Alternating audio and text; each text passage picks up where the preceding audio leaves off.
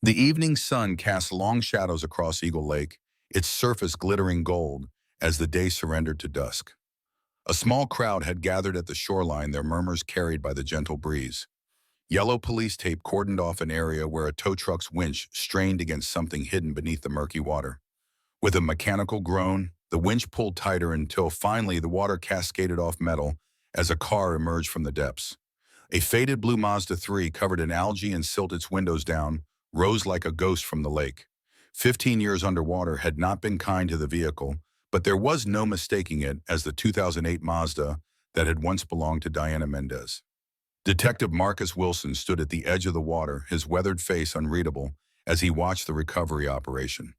The discovery wasn't planned. A helicopter conducting an aerial survey for an unrelated case had spotted the metallic reflection beneath the water when the sun hit just right. Pure chance after 15 years of nothing. "Detective," called one of the officers wading through the shallows. "You're going to want to see this." The officer held up a plastic evidence bag containing a water-damaged driver's license. Despite years submerged, the photograph was still recognizable.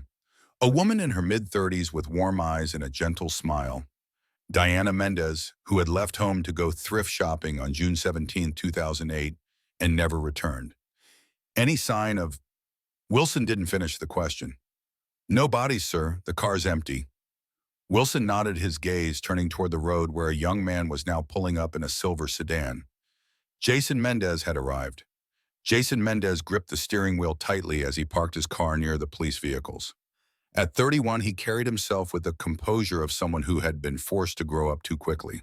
His dark hair, now flecked with premature gray at the temples, was neatly trimmed, the look of a professional who took pride in his appearance. After putting himself through night school to earn his law degree while helping to raise his siblings, he had developed the measured caution of someone who couldn't afford mistakes. But tonight, his carefully constructed composure was cracking. 15 years. 15 years of wondering, of explaining to his younger siblings, of watching his father retreat into himself. 15 years of being told to accept that his mother had abandoned them all. And now, finally, something concrete. He had been preparing a case file in his office when Detective Wilson called with news that left him momentarily speechless. "We found your mother's car, Jason, in Eagle Lake." Jason stepped out of his Kermesher, eyes immediately finding the blue Mazda now resting on the shore water, still dripping from its frame. He approached slowly, as if moving too quickly might cause this long-awaited evidence to dissolve like a mirage. "Jason," Detective Wilson greeted him with a firm handshake. They had known each other for years, Wilson having been the lead detective when Diana first disappeared. Even as the case went cold and other officers moved on, Wilson had kept the file open, checking in with the Mendez family on the anniversary each year.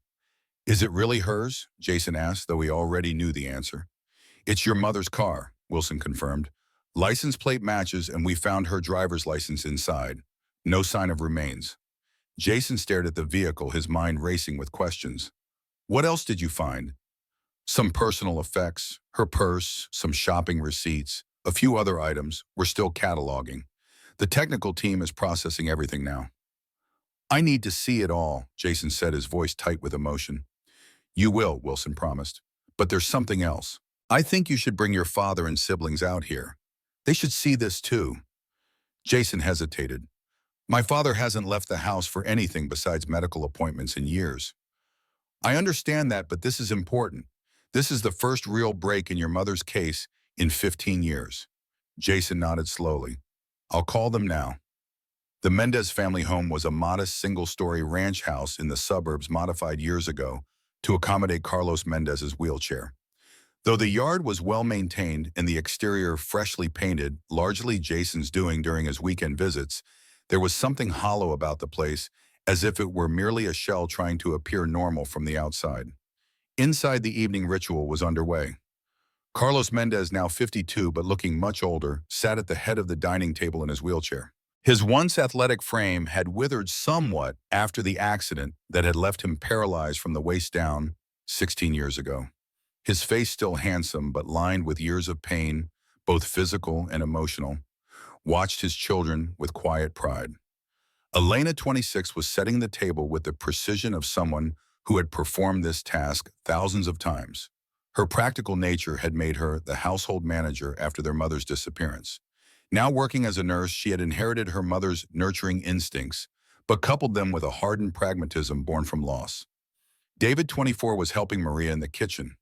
Where his older brother Jason had channeled his grief into determination, David had turned to academics, burying himself in books, and eventually becoming a high school science teacher. He moved with a restless energy, as if standing still too long might force him to confront unwelcome thoughts. Maria, 20, checked the lasagna in the oven. The family artist, she had only been 5 when their mother disappeared. Her memories of Diana were fragmented, pieced together from photographs and stories. Her art often featured women with their faces turned away, a detail her college professors found hauntingly evocative, but whose origin was painfully obvious to her family. The youngest, Anthony, 16, sprawled on the couch scrolling through his phone. Just a year old when Diana vanished, he had no conscious memories of his mother at all. His relationship with her was purely theoretical, like believing in a country you have only seen in pictures.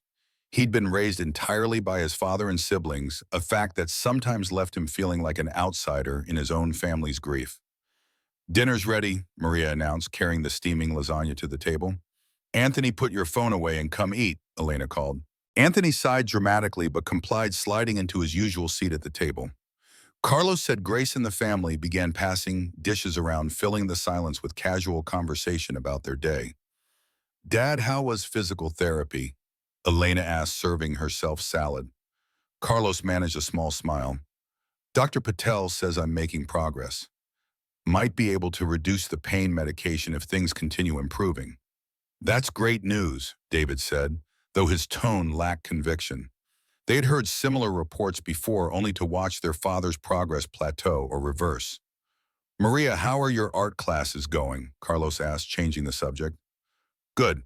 Professor Abrams wants to include 2 of my pieces in the student showcase next month." "We should all go," Elena suggested. "Make a family event of it." The conversation continued in this fashion, safe topics navigated carefully to avoid the empty chair that still sat at the other end of the table. Diana's chair never removed despite the passing years. The ringing of Jason's cell phone cut through their careful normality. Jason rarely missed Friday family dinner, and his absence tonight had been noted, but not discussed. Seeing his name on the caller ID, Elena answered, "Jason, we're just having dinner. Are you coming by later?" The others watched as Elena's expression changed, her fork slowly lowering to her plate. "Wait, what? When?" She listened intently. "Are you serious?" Another pause. "Hold on, I'm putting you on speaker."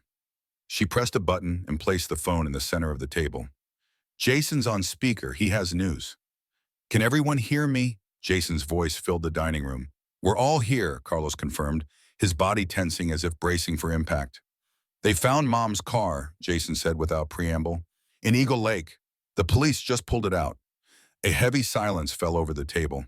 Anthony, who had been slouching in his chair, sat up straight. Maria's hand flew to her mouth. David stared at the phone as if it might be lying.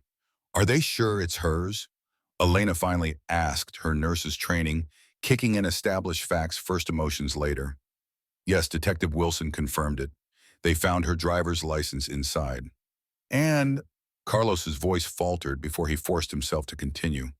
"Did they find her?" "No," Jason answered. "The car was empty, but they found her purse and some other items. I'm at the lake now. I think you should all come. Wilson thinks it's important for the family to be here."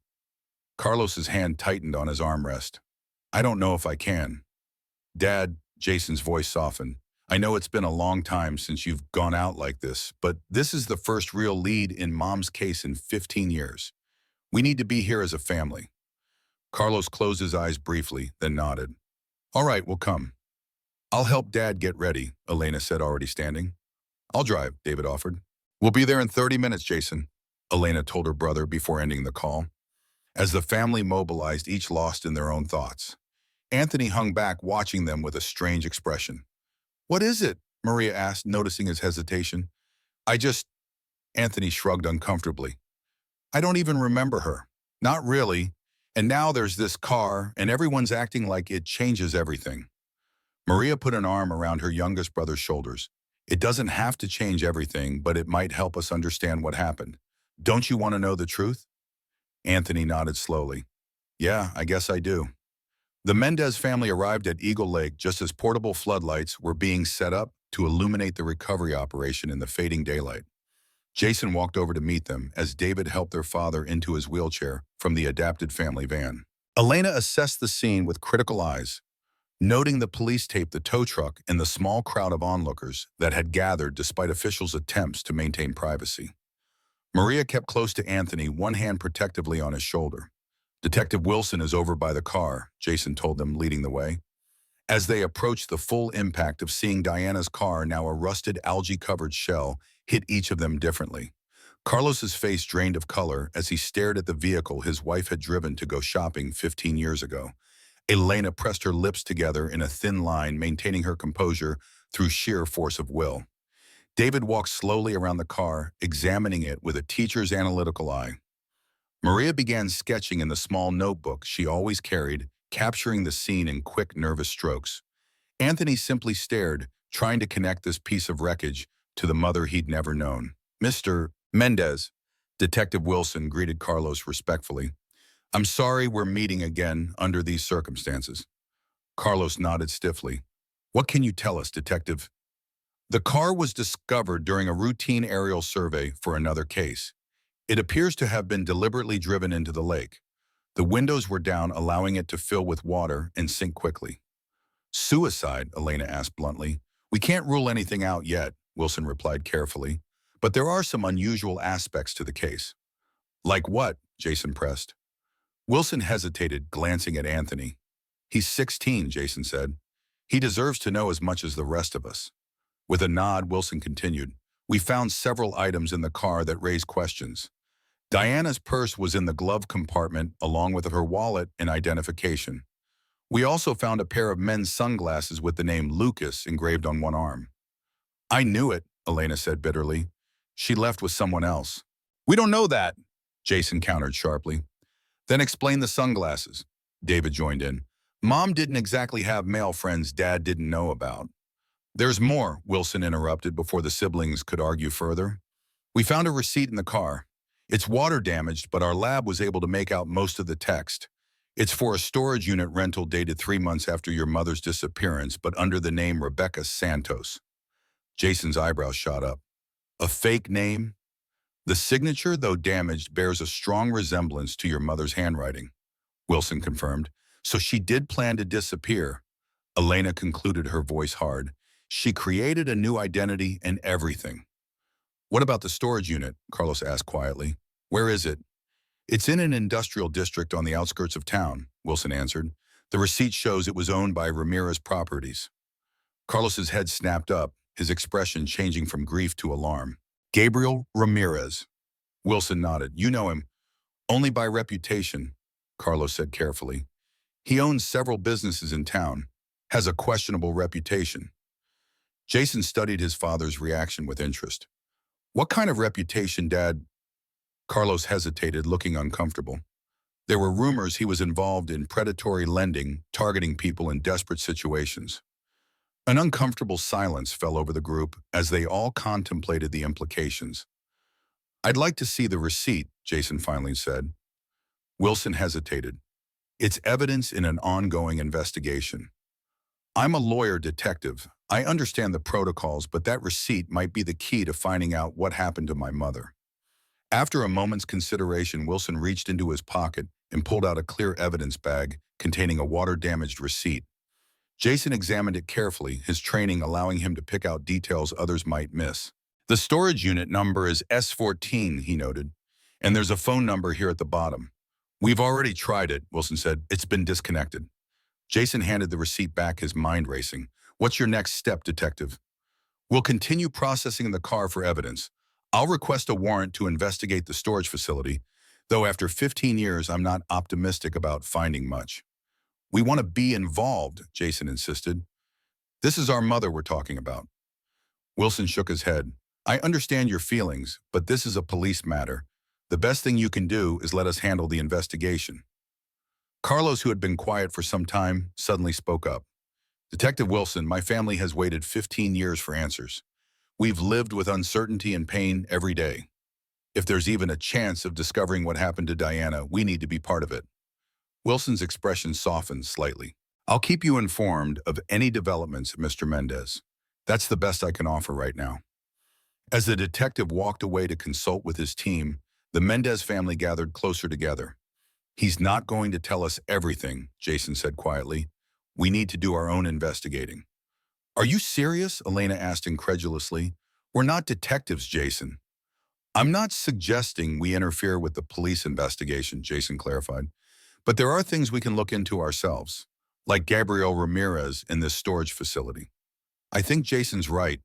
Maria surprised everyone by speaking up. "Mom didn't just vanish without a reason. If she was involved with this Ramirez person somehow, we should find out why." "Dad," David looked to their father for guidance. Carlos stared at the car that had once carried his wife, his expression haunted. I think I've spent 15 years not knowing what happened to the woman I love. I can't do it anymore. We need answers, whatever they might be." Jason nodded, determination settling over him like armor. "Then we start tonight."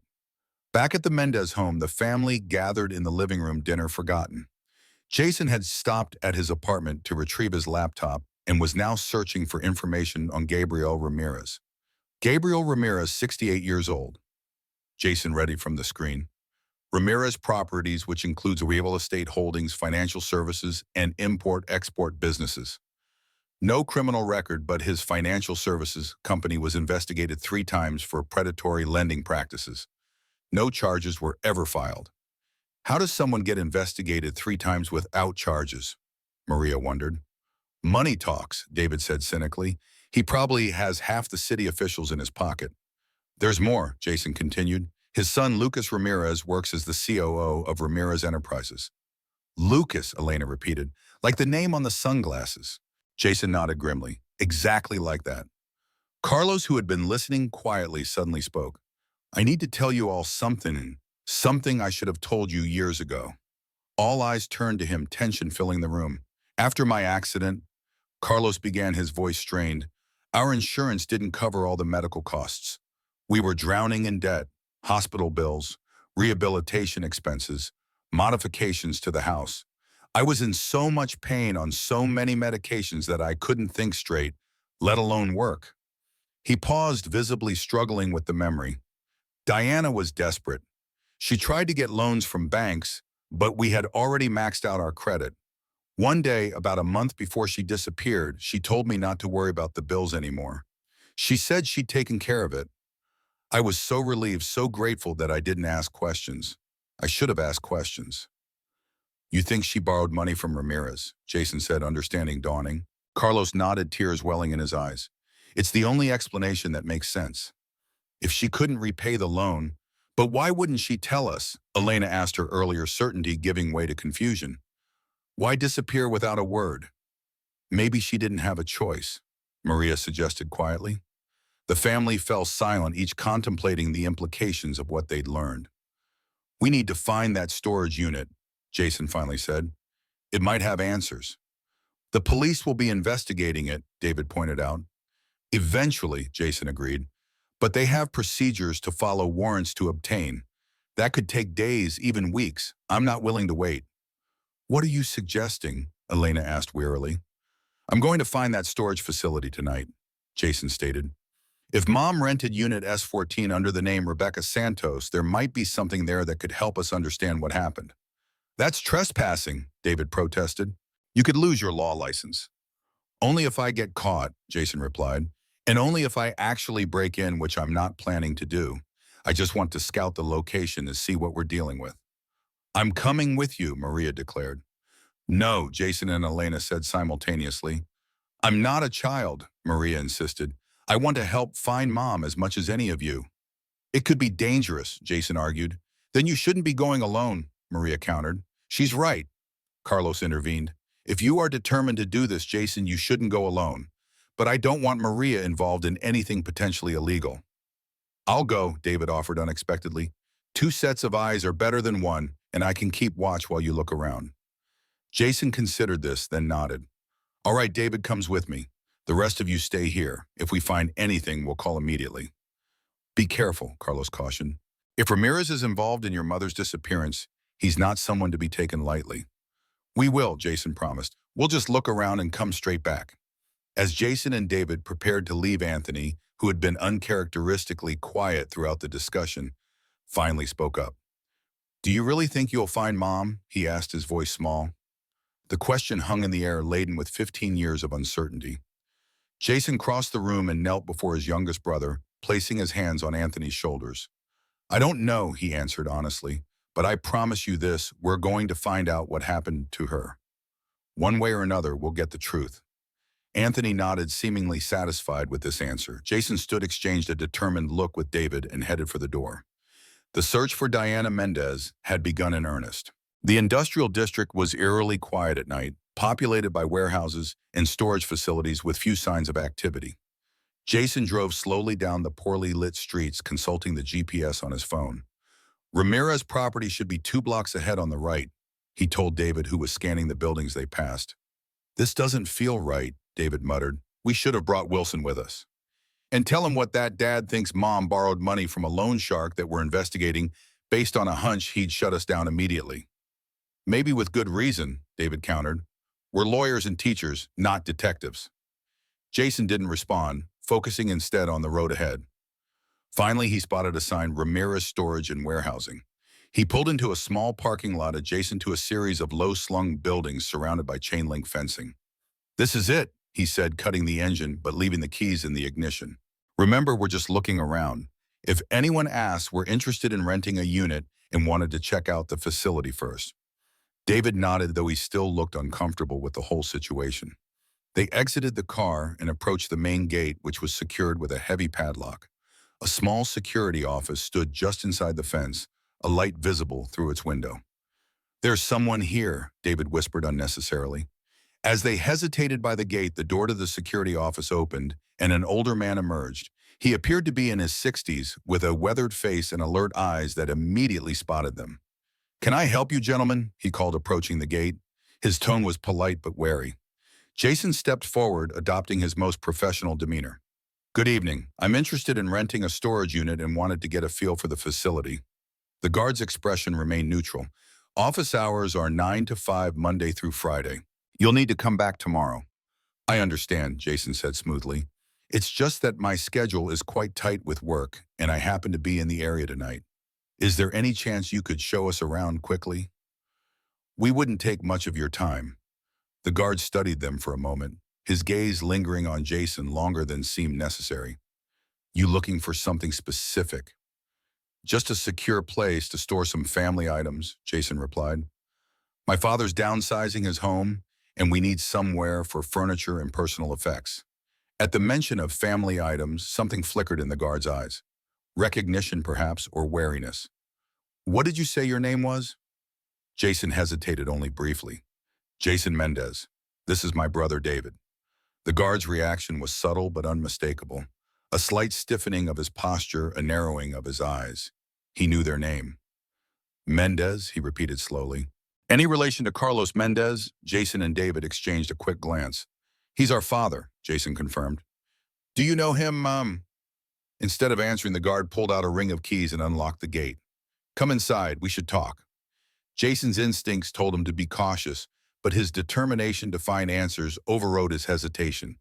He nodded to David, and they followed the guard through the gate and toward the security office. The office was small and sparsely furnished, a desk with a computer monitor showing security camera feeds, a filing cabinet, and a coffee maker on a small table in the corner. The guard gestured for them to sit in 2 folding chairs while he took the seat behind the desk. "My name's Martin Reyes," he introduced himself. "I've worked security here for almost 20 years. He paused, studying their faces. "I knew your mother." Jason felt as if the air had been sucked from his lungs. Beside him, David leaned forward, his earlier reluctance forgotten. "You knew our mother," Jason repeated. "How—" Martin's weathered face creased with what might have been regret. "She came here about 15 years ago. Used the name Rebecca Santos, but I knew who she really was. Hard to forget a woman in her situation." "What situation?" David demanded. "What happened to her?" Martin held up a hand. "Before I say anything more, I need to know something.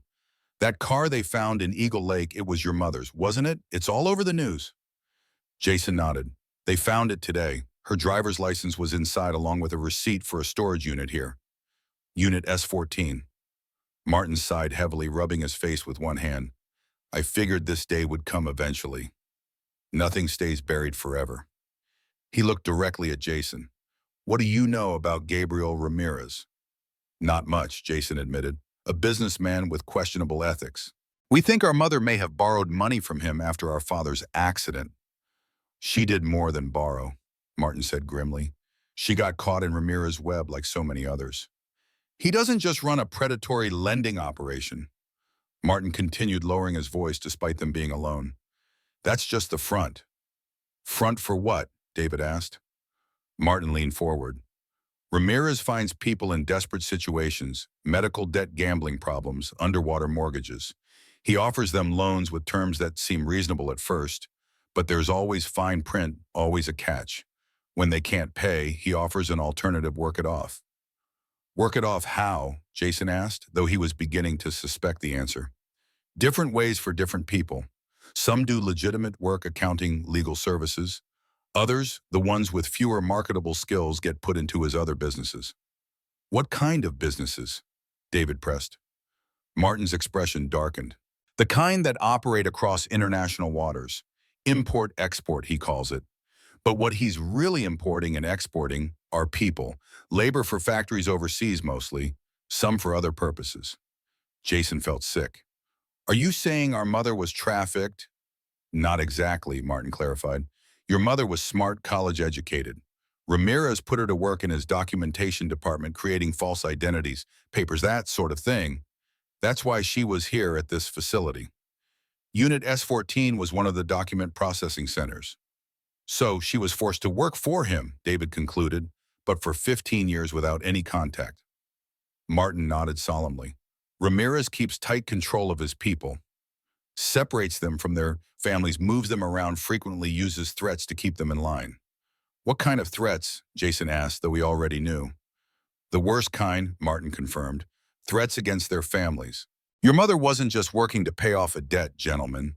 She was working to keep you all safe. The revelation hit Jason and David like a physical blow. All these years they'd lived with the belief that their mother had abandoned them. The truth was almost too painful to bear.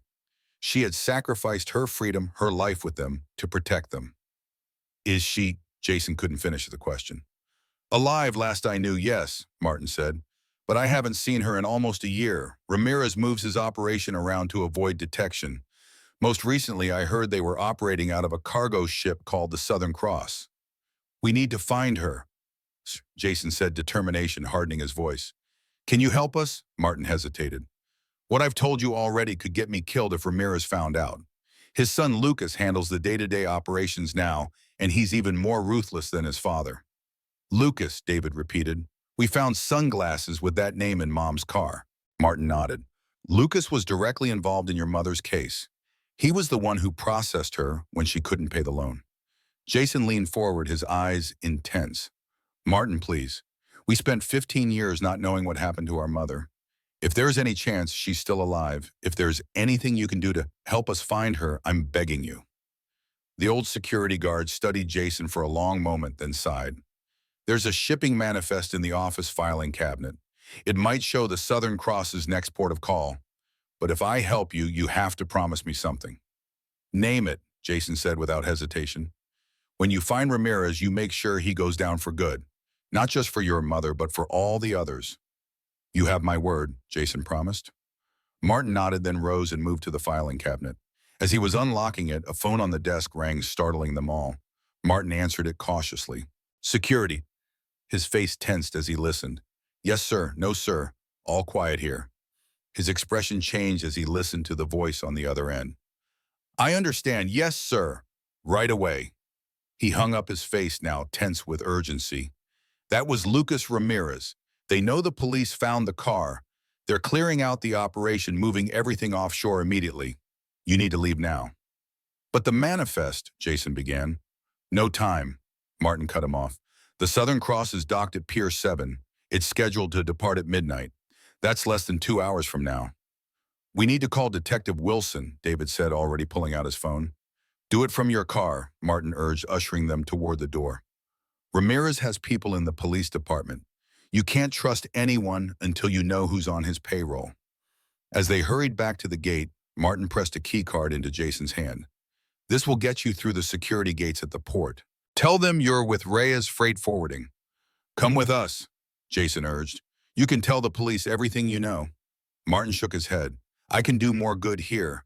I'll delay the cleanup as long as I can make sure they don't destroy evidence. Now go quickly. Jason gripped the old man's shoulder briefly. Thank you, Martin. Don't thank me, Martin replied grimly. I've been part of this for too long. Looked the other way too many times. Just find your mother and stop Ramirez. That'll be thanks enough. Jason and David hurried back to their car, minds reeling from everything they'd learned. As they pulled away from the storage facility, David was already dialing Detective Wilson's number. We need to get to that ship, Jason said, accelerating toward the main road. If Mom is on board, we'll find her, David assured him, waiting for Wilson to answer. After 15 years, we're finally going to bring her home. The call connected just as they reached the highway, the detective's voice filling the car.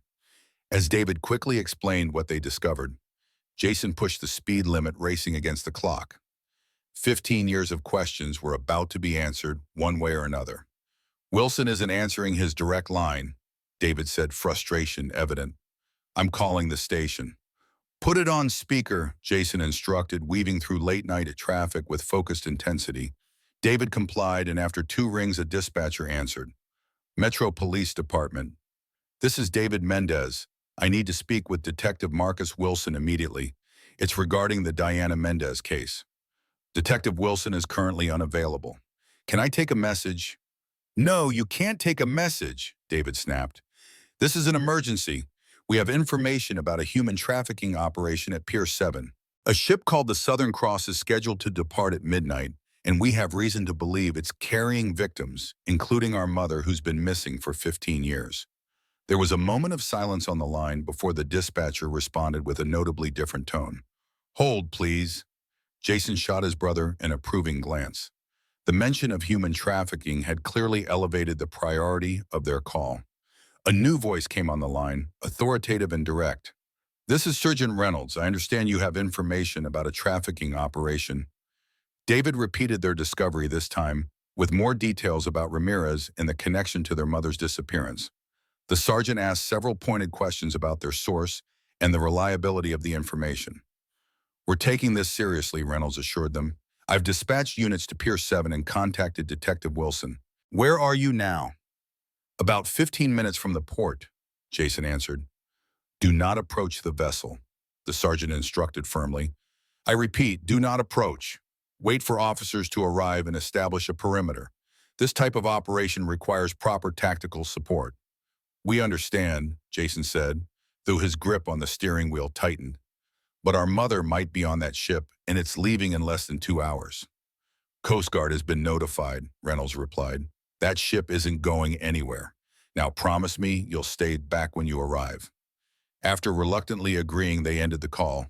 Jason immediately accelerated, pushing the car faster. You're not planning to wait, are you? David asked, already knowing the answer. Not a chance, Jason confirmed. If Mom is on that ship, I'm not taking any risks. We need to confirm she's there before anyone starts an operation that might put her in danger. David nodded, a look of determination replacing his earlier caution. What's the plan when we get there? Martin gave us access to the port. We get and locate the Southern Cross and observe from a distance. We document everything we can and try to identify Mom if possible. No direct contact, no engagement, just confirmation. And if we see her, Jason's jaw tightened, then we make sure she gets off that ship tonight one way or another. The port sprawled before them like an industrial labyrinth, massive cranes silhouetted against the night sky, stacked shipping containers creating steel canyons, and the distant glow of cargo ships dotting the waterfront. Jason drove with single-minded focus, navigating through the maze of access roads, while David maintained a tense conversation with Detective Wilson, who had finally called back. We're heading to Pier 7 now, David explained, his voice tight with urgency. The Southern Cross is scheduled to depart at midnight. I need you to wait for backup, Wilson's voice commanded through the speaker. I'm mobilizing a team, but it will take at least 30 minutes to get proper authorization and personnel in place. We don't have 30 minutes, Jason called out loud enough for Wilson to hear. If that ship leaves port, we could lose Mom forever.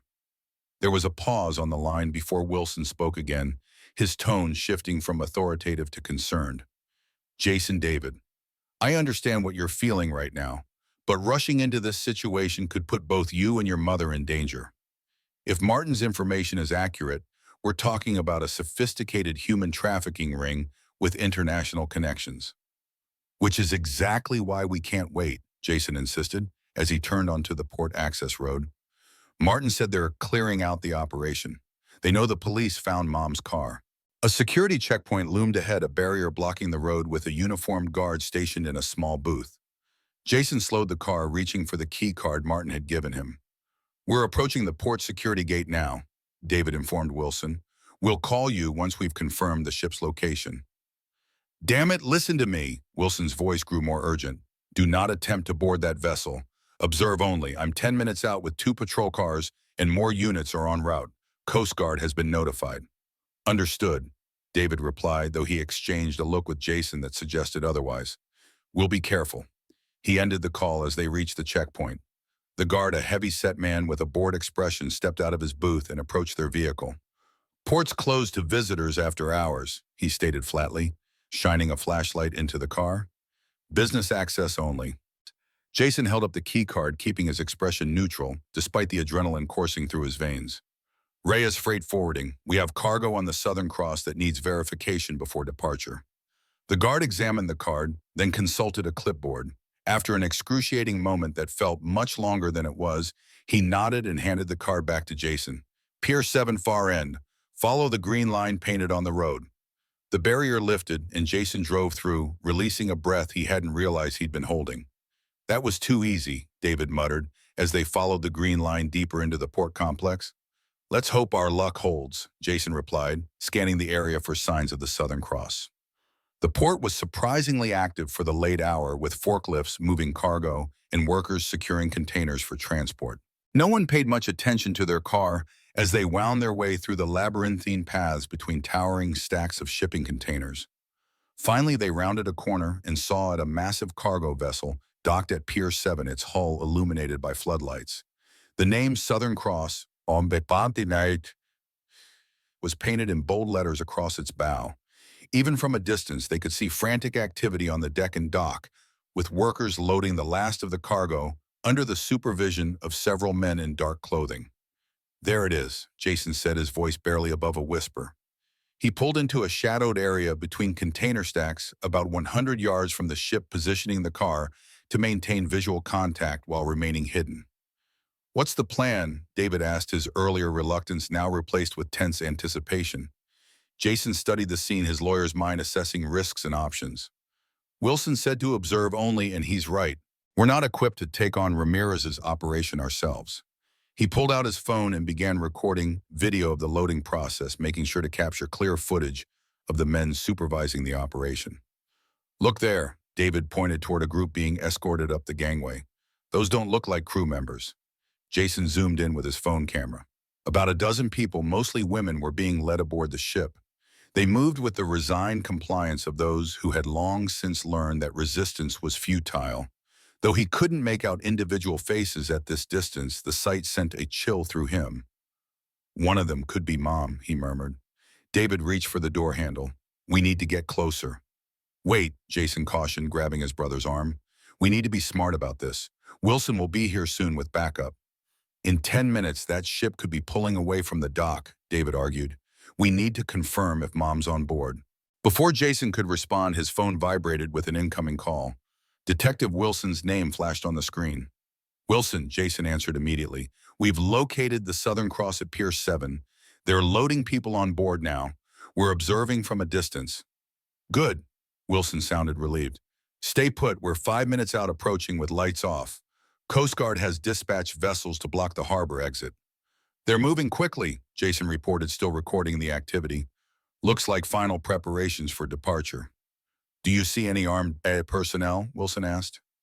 Jason scanned the area around the ship. At least 4 men who appear to be security positioned at the gangway and on deck. Can't confirm weapons from this distance. Understood. We're coordinating with Port Authority now. Don't move from your position. As Jason ended the call, David suddenly stiffened beside him. Jason, look. By the container being loaded now. Jason shifted his gaze to where a large shipping container was being hoisted onto the vessel. Standing near it was a man in a tailored suit, his face illuminated briefly by the floodlights as he gestured to the workers. "That's Lucas Ramirez," David whispered, recognizing him from the photos they'd found online earlier. "He's overseeing this personally." The sight of the man potentially responsible for their mother's 15-year absence filled Jason with a cold rage. He tightened his grip on the phone, continuing to record. "If he's here, this shipment must be important," Jason reasoned. "They're evacuating their entire operation." A sudden movement caught his eye. A woman had broken away from the group being boarded and was speaking urgently to one of the guards. Even from a distance, there was something familiar about her posture, the way she gestured with her hands. "David?" Jason's voice cracked slightly. "That woman arguing with the guard." David leaned forward, straining to see. "I can't tell from here. Do you think it's—" "I don't know," Jason admitted, his heart racing. "But something about her—" The woman was being firmly guided back to the group by the guard, her resistance clearly futile. As she turned toward the gangway, the floodlights caught her profile for just an instant. "That's her?" David breathed, his voice a mixture of shock and certainty. "Jason, that's Mom." 15 years had changed Diana Mendez. Her once dark hair was now streaked with gray, and even at this distance they could see that she was thinner than they remembered. But there was no mistaking the determined set of her shoulders, the distinctive way she carried herself. "We found her," Jason whispered, emotions threatening to overwhelm him. "After all this time, we actually found her." The moment of revelation was cut short by the sound of a ship's horn, a deep, resonant blast that echoed across the port. "They're preparing to depart," David realized with alarm. "Where's Wilson?" As if in answer to his question, the distant wail of sirens became audible, growing louder by the second. "Damn it," Jason muttered. "They were supposed to approach quietly." On the dock, the effect was immediate. Lucas Ramirez's head snapped up at the sound, and he began shouting orders to his men. The loading operation instantly shifted into what appeared to be an emergency evacuation protocol. "They're going to try to leave now," David said, reaching for the door handle again. "We can't let them take her." This time Jason didn't stop him. "We need to get closer. At least confirm it's really her. But we stay hidden, understand? We're witnesses, not heroes." They exited the car and moved quickly through the shadows, using the shipping containers as cover. The sirens were growing louder, but they were still minutes away, minutes they might not have. Jason led the way, navigating through the maze of containers with the instincts of someone whose entire focus was narrowed to a single objective. They paused behind a stack of containers, about 50 yards from the gangway, close enough now to see the faces of those boarding the ship. The woman they had spotted was near the end of the line, her head bowed, but her eyes darting around, scanning her surroundings with the alertness of someone looking for an opportunity. As she reached the bottom of the gangway, she hesitated, then looked up. And for a brief, heart-stopping moment, her gaze seemed to lock directly on the container where Jason and David were hidden. "It's her," Jason whispered, his voice thick with emotion. "It's really her. 15 years older, with lines of hardship etched into her face, but unmistakably Diana Mendez, our mother." Before they could process this confirmation, shouting erupted on the deck. Lucas Ramirez was on his phone, his face contorted with rage as he barked orders. Guards began hurrying the boarding group up the gangway more urgently, physically pushing those who weren't moving quickly enough. "They're rushing to depart," David observed. "The police won't make it in time." Jason's mind raced, weighing options against risks. They couldn't allow the ship to leave with their mother on board, but direct intervention would put them, and potentially her, in danger. The decision was made for them when Diana suddenly broke from the group, again shoving the guard beside her with unexpected force. As he stumbled, she darted away from the gangway, running toward the container stacks. "She's making a run for it," David exclaimed. Two guards immediately pursued her, while Lucas Ramirez shouted commands from the deck. Diana weaved between containers, clearly familiar with the port layout, heading directly toward where Jason and David were concealed. "She's coming this way," Jason realized. "We need to help her." Without waiting for David's agreement, Jason stepped out from behind the container, placing himself in Diana's path. She skidded to a halt at the sight of him, her eyes widening with shock and disbelief. Time seemed to freeze as mother and son locked eyes for the first time in 15 years. Diana's face transformed through a cascade of emotions: fear, disbelief, recognition, and finally a devastating Hope. Jason, she whispered, her voice barely audible. Mom, he responded, his own voice breaking. We found you. The moment shattered as shouts from the pursuing guards grew closer. Diana's expression hardened with sudden resolve. You shouldn't be here, she said urgently. They'll kill you if they find you. We're not leaving without you, Jason insisted, reaching for her hand. David appeared beside them. Mom, the police are almost here. We just need to hide until they arrive. Diana's gaze shifted to her second son, fresh tears welling in her eyes. David, you're so grown up. The sound of running footsteps cut short their reunion. Diana's face set with determination as she made a split-second decision. This way, she urged, pulling them deeper into the container maze. I know somewhere we can hide. She led them through a dizzying series of turns, clearly familiar with the layout. After several breathless minutes of evasion, they reached a small maintenance shed nestled between container stacks. In here, Diana directed, producing a key from her pocket to unlock the door. Quickly, they slipped inside the dark space, which was cramped but offered welcome concealment. Diana locked the door behind them and felt along the wall until she found a switch illuminating the space with dim light from a single bulb. For a moment, they simply stared at each other, the reality of their reunion too overwhelming for words. Diana looked older than her 50 years, her once vibrant appearance now marked by hardship. But her eyes, the same warm brown that Jason remembered, still held the fierce intelligence and determination that had defined her. I can't believe you're here, she finally said, her voice thick with emotion. How did you find me? They found your car in Eagle Lake, Jason explained quickly. Detective Wilson is leading the investigation. We met Martin Reyes at the storage facility, and he told us about Ramirez and the Southern Cross. Diana closed her eyes briefly, absorbing this information. Martin, I should have known he'd help you if he could. Mom, what happened? David asked, the question that had haunted them for 15 years finally given voice. Why did you disappear? Pain flashed across Diana's face. There's so much to explain and we don't have time right now. But the short version is that I borrowed money from Gabriel Ramirez after your father's accident. The medical bills were crushing us and the banks wouldn't help. Dad figured that part out, Jason said.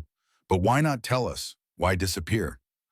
Because of the terms of the loan, Diana replied, as her voice hardening. When I couldn't make the payments, Lucas Ramirez gave me a choice. Either I work for his father to pay off the debt, or they would collect from my family. But collect how? David asked, though the answer was written in Diana's haunted expression.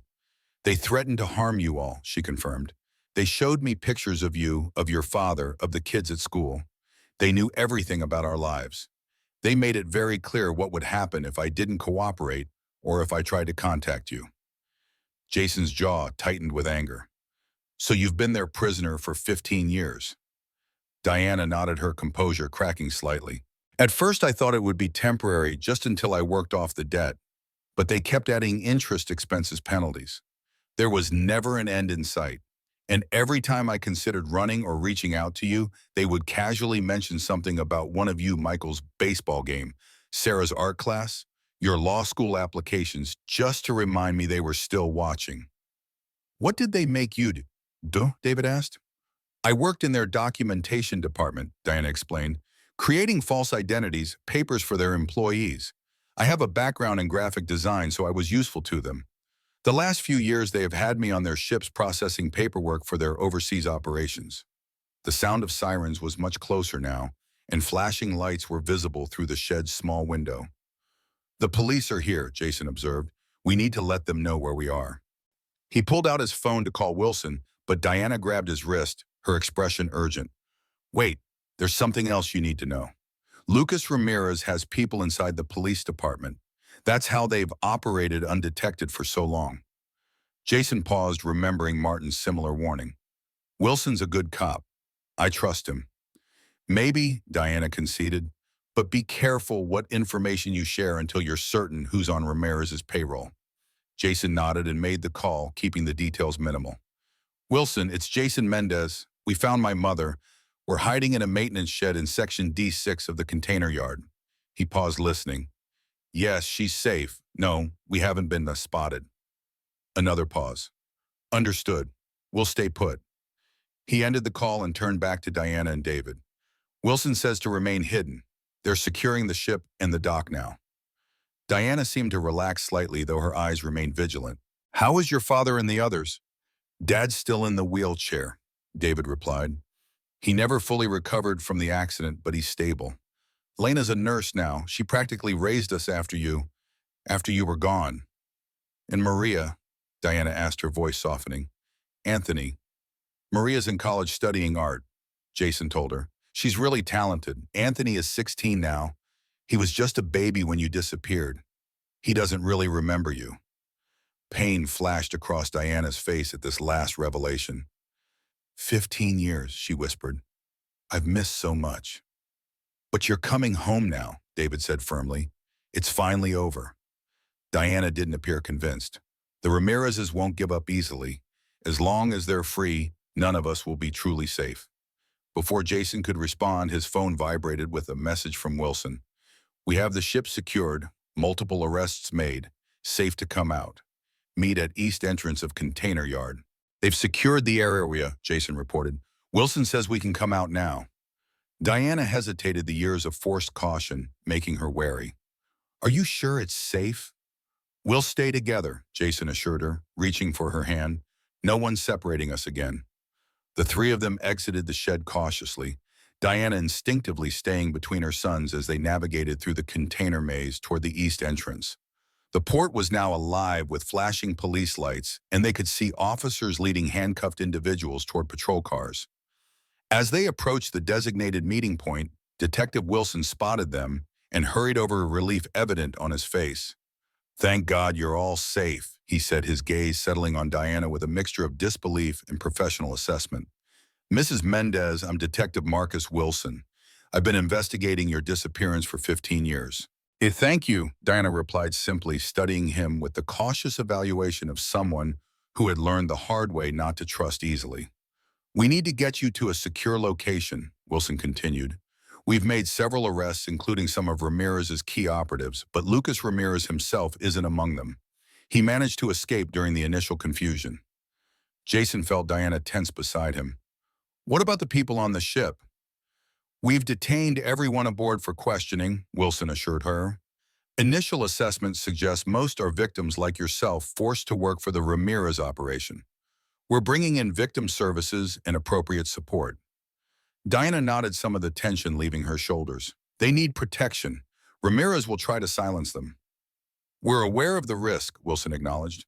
"Now, if you're up for it, I'd like to take your preliminary statement at the station. Your testimony will be crucial in building our case." Diana looked at Jason and David, uncertainty in her eyes. "We'll be with you the whole time," Jason had promised. "And then we're taking you home." The word home seemed to catch Diana off guard, her composure momentarily cracking to reveal the depth of emotion she'd been suppressing. She nodded wordlessly, unable to speak past the lump in her throat. As Wilson led them toward his car, Jason's phone rang. It was Elena. "Jason, what's happening?" she demanded as soon as he answered. "Dad saw something on the news about a police operation at the port. Is it related to Mom?" Jason took a deep breath, looking at Diana walking beside him. "Elena, we found her. Mom's alive. We found her." There was a moment of stunned silence before Elena's voice returned, shaking with emotion. You found her. Is she okay? Where has she been? Can I talk to her?" "She's with us now," Jason said, his own voice unsteady. "We're going to the police station to give statements. Then we're bringing her home." "I'll tell Dad and the others," Elena replied audibly, crying now. "We'll be waiting." Jason ended the call and rejoined Diana and David as they reached Wilson's car. His mother's hand found his and squeezed tightly, a world of unspoken emotion in that simple contact. "Ready?" he asked her softly. Diana took a deep breath, gazing at her sons with a mixture of wonder and trepidation. "I've dreamed of this moment for 15 years, she admitted. "But I never truly believed it would happen. I'm not sure I know how to be your mother anymore." "You never stopped being our mother," David told her firmly. "Everything else we can figure out together." The police station hummed with activity, the late hour doing nothing to diminish the energy generated by the major bust at the port. Diana sat in an interview room with Jason and David flanking her protectively, while Detective Wilson recorded her statement. "For the record, please state your full name." Wilson began, his tone professional but compassionate. "Diana Rose Mendez," she replied, her voice stronger than it had been at the port. And can you confirm that on June 17th, 2008, you left your home to go shopping and did not return? Diana nodded, then remembered the recording. Yes, that's correct. Please describe in your own words what happened that day. Diana took a steadying breath. I left the house around 10 a.m. to go to the thrift store. In the parking lot, I was approached by Lucas Ramirez. He said we needed to discuss my payment schedule.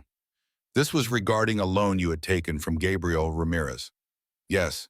3 months earlier, I had borrowed $150,000 to cover my husband's medical expenses after his accident. The banks had refused us because of our existing mortgage and credit card debt. Gabriel Ramirez offered terms that seemed reasonable at the time, 10% interest 5-year repayment plan. But those weren't the actual terms, Wilson prompted. Diana's expression hardened. No, after the first payment they claimed I had violated a clause in the fine print by being 3 days late. The penalty was an immediate doubling of the interest rate. When I protested, they showed me where I had initialed the clause. I couldn't make the increased payments. So what happened in the parking lot that day? Lucas told me that since I couldn't meet the financial terms, there was an alternative arrangement to consider. He instructed me to follow him to their office to discuss it. When I hesitated, he showed me photos on his phone, photos of my children at school, my husband at physical therapy. He said it would be a shame if anything happened to them. Jason's fist clenched under the table at this revelation, but he remained silent, letting his mother tell her story. I followed him to an office building downtown, Diana continued. There, Gabriel Ramirez explained that I could work off my debt by providing specialized services to their organization. He said I had skills they could use in their documentation department. Creating fraudulent identification and paperwork, Wilson clarified. Yes, they needed someone with graphic design experience. When I refused, Gabriel showed me more surveillance photos of my family and explained exactly what would happen to them if I didn't cooperate or if I tried to contact them or the authorities. What about your car? It was found submerged in Miller Lake.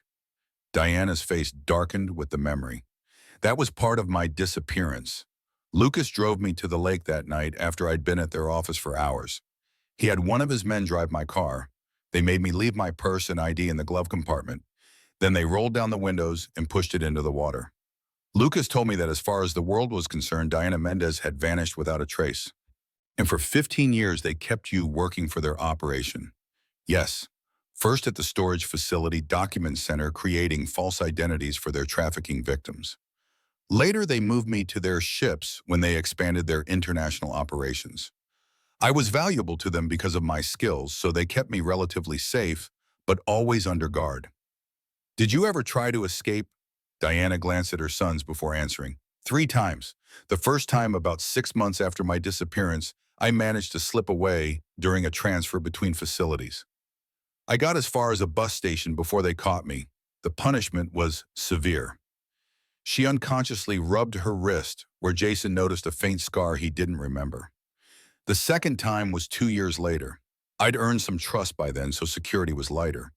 I actually made it to a police station in another city, but the officer I spoke to made a call, and 30 minutes later, Lucas Ramirez walked in. He had a friendly chat with the officer, then took me home. That's when I realized they had people inside law enforcement.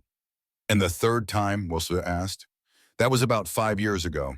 I'd been transferred to their shipping operation by then. I tried to leave a note with a dock worker at a foreign port asking him to contact my family. One of the guards saw me pass the note. The dock worker disappeared and I was confined to the ship for the next year. Wilson's expression was grim as he absorbed these details. Mrs. Mendez, your testimony is incredibly valuable. The Ramirez operation has been on our radar for years, but we've never had a witness with your level of inside knowledge. I can identify most of their key personnel, Diana offered. I know the locations of at least 3 other facilities similar to the storage center. I've kept mental notes all these years, hoping someday I'd be able to use the information. That will be extremely helpful, Wilson assured her. But for tonight, I think we've covered the essentials. You need rest, and I'm sure your family is anxious to see you. Diana's composure finally broke at the mention of her family. I never thought I'd see them again. She admitted, tears sliding down her cheeks. Even tonight, when I saw Jason and David at the port, part of me couldn't believe it was real. Wilson ended the recording and stood. I'll arrange for an officer to escort you home. We'll need to take more detailed statements over the coming days, but that can wait until tomorrow. What about Lucas Ramirez? Jason asked, unwilling to leave this critical point unaddressed. He's still out there. We have alerts at all airports, train stations, and bus terminals, Wilson assured him. His accounts have been frozen, and we're monitoring his known associates. He won't get far. Diana didn't appear convinced. You don't understand how resourceful he is. He has contingency plans for everything. We'll assign officers to your family's protection until he is apprehended, Wilson promised. You'll be safe. As they prepared to leave, a junior officer appeared at the door, his expression urgent. Detective Wilson, we just got a hit on Lucas Ramirez's credit card. It was used at a gas station 30 miles north of here, heading toward the Canadian border. Wilson immediately stood. Get me the exact location and alert the Border Patrol. I want every available unit in that area now. He turned back to the Mendezes. I need to coordinate this operation. Officer Parker will take your formal statements and arrange for your protection detail. As Wilson hurried out, Jason turned to his mother. Are you ready to go home?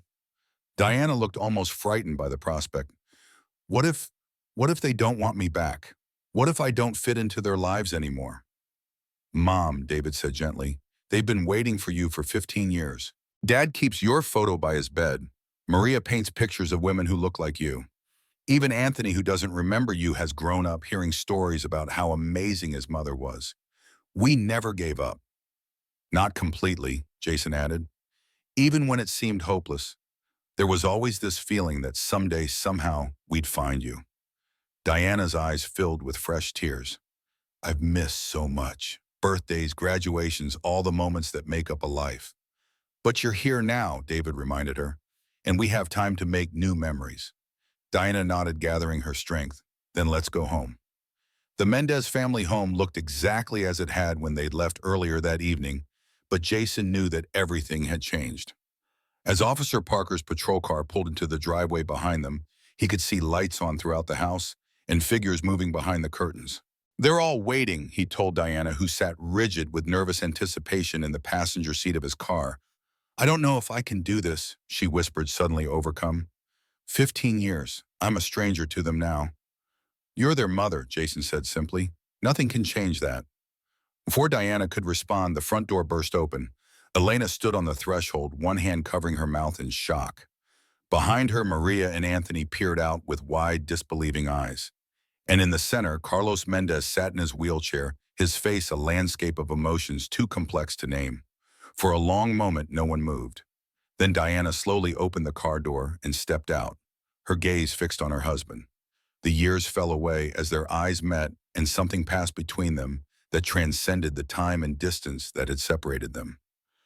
Diana, Carlos's voice broke on her name, a sound so full of longing and disbelief that it seemed to physically affect her. Diana moved toward him as if drawn by an invisible force, her steps quickening until she was running the last few feet.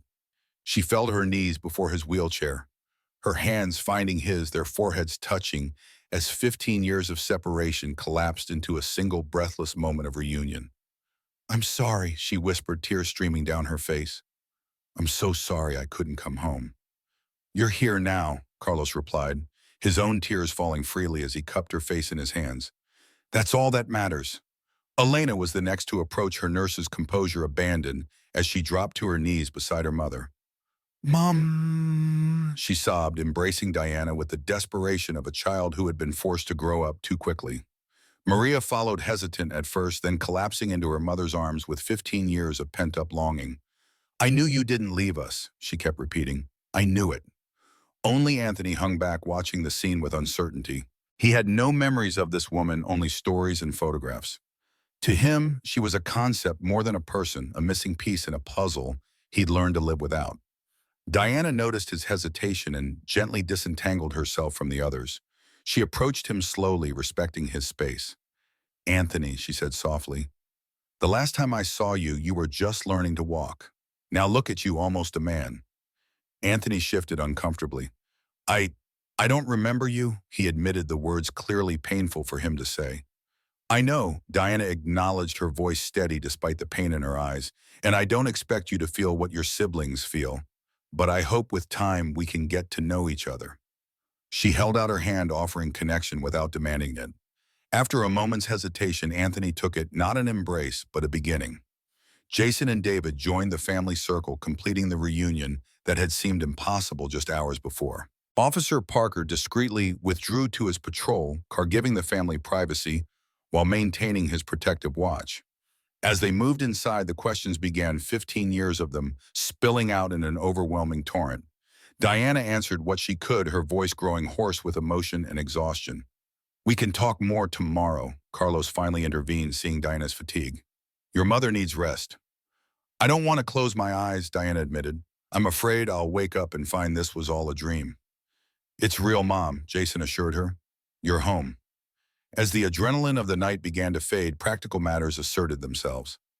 Elena, ever the caretaker, prepared the guest room. Diana and Carlos's relationship would need time to redevelop, and pushing too much too quickly seemed unwise. "Everything's ready," Elena announced. "I put out fresh towels and some of my clothes for you to sleep in." Diana looked around the house, noting the changes 15 years had brought: new furniture, different paint colors, family photos that documented the lives that had continued in her absence. Photos she wasn't in. "It's all so familiar yet so different," she observed quietly. "We can talk about all of it tomorrow," Carlos said gently. "For now, just know that you're safe in your home." Diana nodded gratefully, the emotional and physical toll of the day finally catching up to her. As she headed toward the guest room, she paused, turning back to her family. "I thought of you every day," she told them, her voice thick with emotion. "Every single day for 15 years. When things were at their worst, it was the thought of you that kept me going. The hope that somehow, someday I'd find my way back to you. And you did." Carlos said, his eyes shining with tears and something more of fierce pride in the woman who had endured so much to protect them. "We're going to be okay, Mom," Jason added with quiet confidence. "All of us together." As Diana finally retreated to the guest room, the rest of the family settled in the living room, too wired to sleep despite the late hour. Jason's mind raced with the events of the day, constantly returning to one troubling fact: Lucas Ramirez was still free. The morning light streamed through unfamiliar curtains, casting a warm glow across Diana's face as she woke. For a moment, disorientation gripped her. 15 years of captivity had conditioned her to expect the cramped quarters of a ship's cabin or the stark utility of Ramirez's facilities. Instead, she found herself in a comfortable bed surrounded by the gentle colors and homey touches that marked this as a Mendez family space. It hadn't been a dream. She was home. Diana sat up slowly, taking in the guest room that Elena had prepared for her. Family photos adorned the walls, a visual timeline of the 15 years she'd missed. School portraits, graduation ceremonies, holidays, and everyday moments, all documenting the lives that had continued in her absence. Her children growing up without her. A soft knock at the door interrupted her thoughts. "Mom." Elena's voice tentative yet eager. "Are you awake? I've brought some clothes that might fit you." "Come in," Diana called quickly, wiping away the tears that had formed at the corners of her eyes. Elena entered carrying a neatly folded stack of clothing. At 26, she had grown into a poised young woman with the efficient movements of someone accustomed to caring for others. Her resemblance to Diana was striking: the same eyes, the same determined set of the jaw, though Elena carried herself with a self-sufficiency that Diana recognized as both a strength and a necessary adaptation to her absence. "I hope these work," Elena said, placing the clothes on the bed. "We're about the same size, I think." "Thank you," Diana replied, the simple domestic interaction feeling surreal after so long. "Detective Wilson called," Elena said, perhaps not ready for the emotional conversation that loomed between them. "He's coming by around 10 to update us on the investigation. The protection detail changed shifts about an hour ago. Officer Ramirez is outside now." Diana nodded, recognizing her daughter's need to focus on practicalities. "Is everyone else up?" "Dad and Jason are in the kitchen. Maria's making breakfast. David went to his apartment to get some things but promised to be back soon." Elena hesitated. "Anthony? Anthony's still adjusting to all this. He's in his room." The unspoken challenge hung in the air. The youngest Mendez had no memory of his mother and was now faced with integrating a stranger into his concept of family. "I understand," Diana said softly. "This is difficult for all of you. 15 years is a long time." Elena's professional composure wavered, emotion breaking through. "We thought you were dead, Mom, or that you'd abandoned us. Every year that passed, it got harder to believe we'd ever see you again." I never stopped fighting to get back to you, Diana assured her, reaching for her daughter's hand, even when it seemed impossible. Elena allowed the contact, though Diana could feel the tension in her fingers. Jason told us what you said at the police station about Ramirez threatening us if you tried to escape or contact us. It's true, Diana confirmed. After my first escape attempt, Lucas showed me surveillance photos of all of you at school, at home, at work. He said his father had people watching you, constantly ready to act if I stepped out of line again. So you stayed away to protect us, Elena said, the realization still settling in. I had no choice. Diana replied, her voice steady despite the pain the memories evoked. But not a day went by that I didn't think of you. Wonder what you were doing, who you were becoming. Elena's professional demeanor finally cracked completely, tears spilling down her cheeks. I had to become the mother. She confessed, the words tumbling out as if she'd held them back for years. For Maria and Anthony, even for David sometimes. I was only 11 when you disappeared, but suddenly I was responsible for keeping the family together while Dad dealt with his injuries and his grief. Diana felt the full weight of what her absence had cost her daughter, a childhood cut short at responsibilities thrust upon her too soon. I'm so sorry, Elena. You shouldn't have had to carry that burden. I'm not saying this to make you feel guilty, Elena clarified, wiping away tears.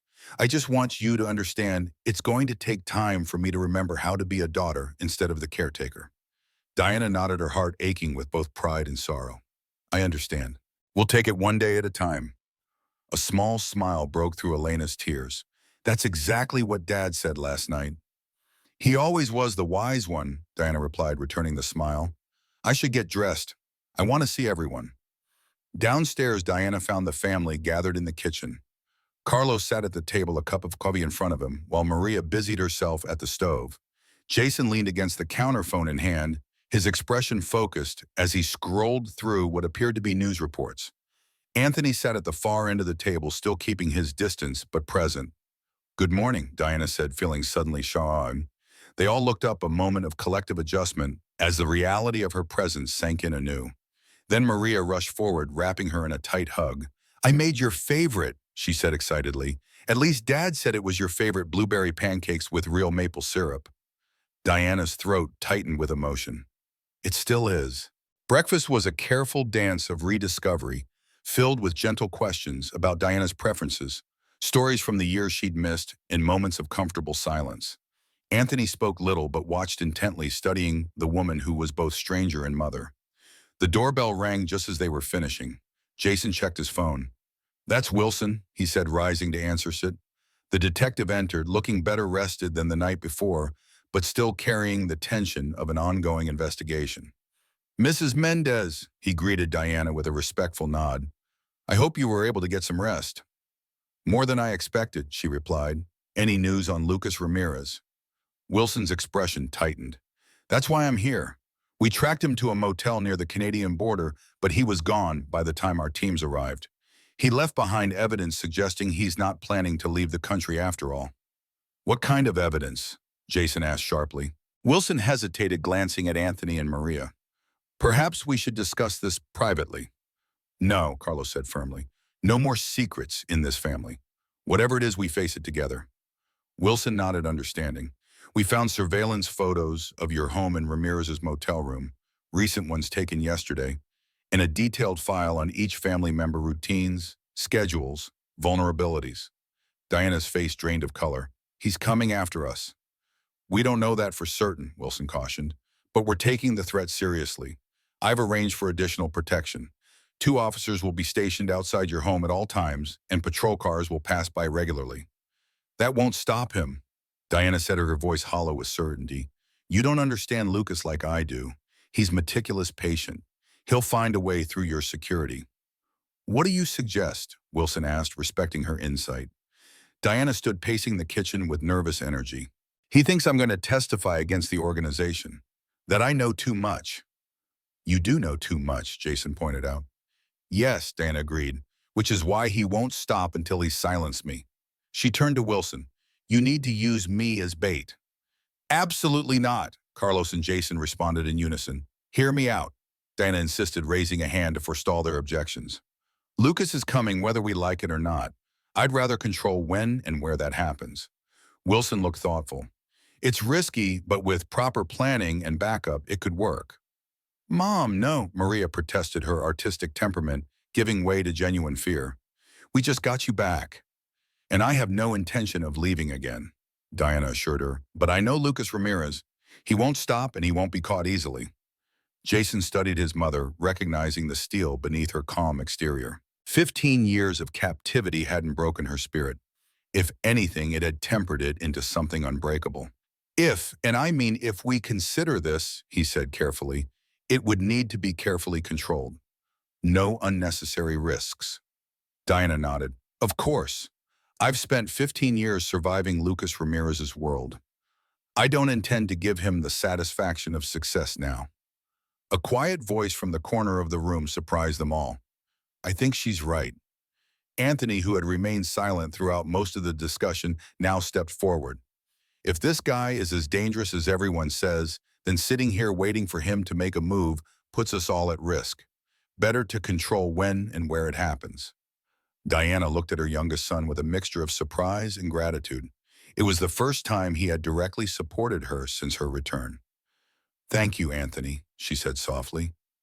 He shrugged, uncomfortable with the attention. Just makes tactical sense, that's all. Wilson pulled Jason and Diana aside to discuss the logistics, while the rest of the family remained in the living room under Officer Ramirez's watchful eye. They moved to the kitchen where they could speak privately. If we do this, Wilson began, it needs to be convincing. Ramirez is too smart to fall for an obvious trap. What did you have in mind? Jason asked, still not entirely comfortable with it, using his mother as bait, but recognizing the strategic value of her suggestion. Based on what Mrs. Mendez told us about Lucas's paranoia, we could create a scenario where she appears to be hiding evidence against the organization, something he'd feel compelled to recover. Diana nodded thoughtfully. Lucas always suspected I might have insurance policies information hidden away as leverage. We need to make it look like you're acting independently, Wilson continued, perhaps against police advice, sneaking away to secure this evidence before Ramirez can destroy it. And how do we make that convincing? Jason asked. Wilson considered this. A staged argument might work. Mrs. Mendez insists on retrieving this evidence. I refuse for safety reasons, and she appears to go behind my back. We'd need to leak the information in a way that would reach Lucas without being obvious, Diana pointed out. Leave that to me, Wilson replied. There are channels we can use, informants who might pass along information, officers who could be overheard discussing the situation in public places. Jason still looked skeptical. In the actual operation, how do we ensure Mom's safety? I'll have a full tactical team in place, Wilson assured him. Mrs. Mendez would never actually be alone or unprotected. We create the appearance of vulnerability while maintaining complete control of the situation. Diana placed a hand on Jason's arm. I know this is difficult to accept, but it may be our best option.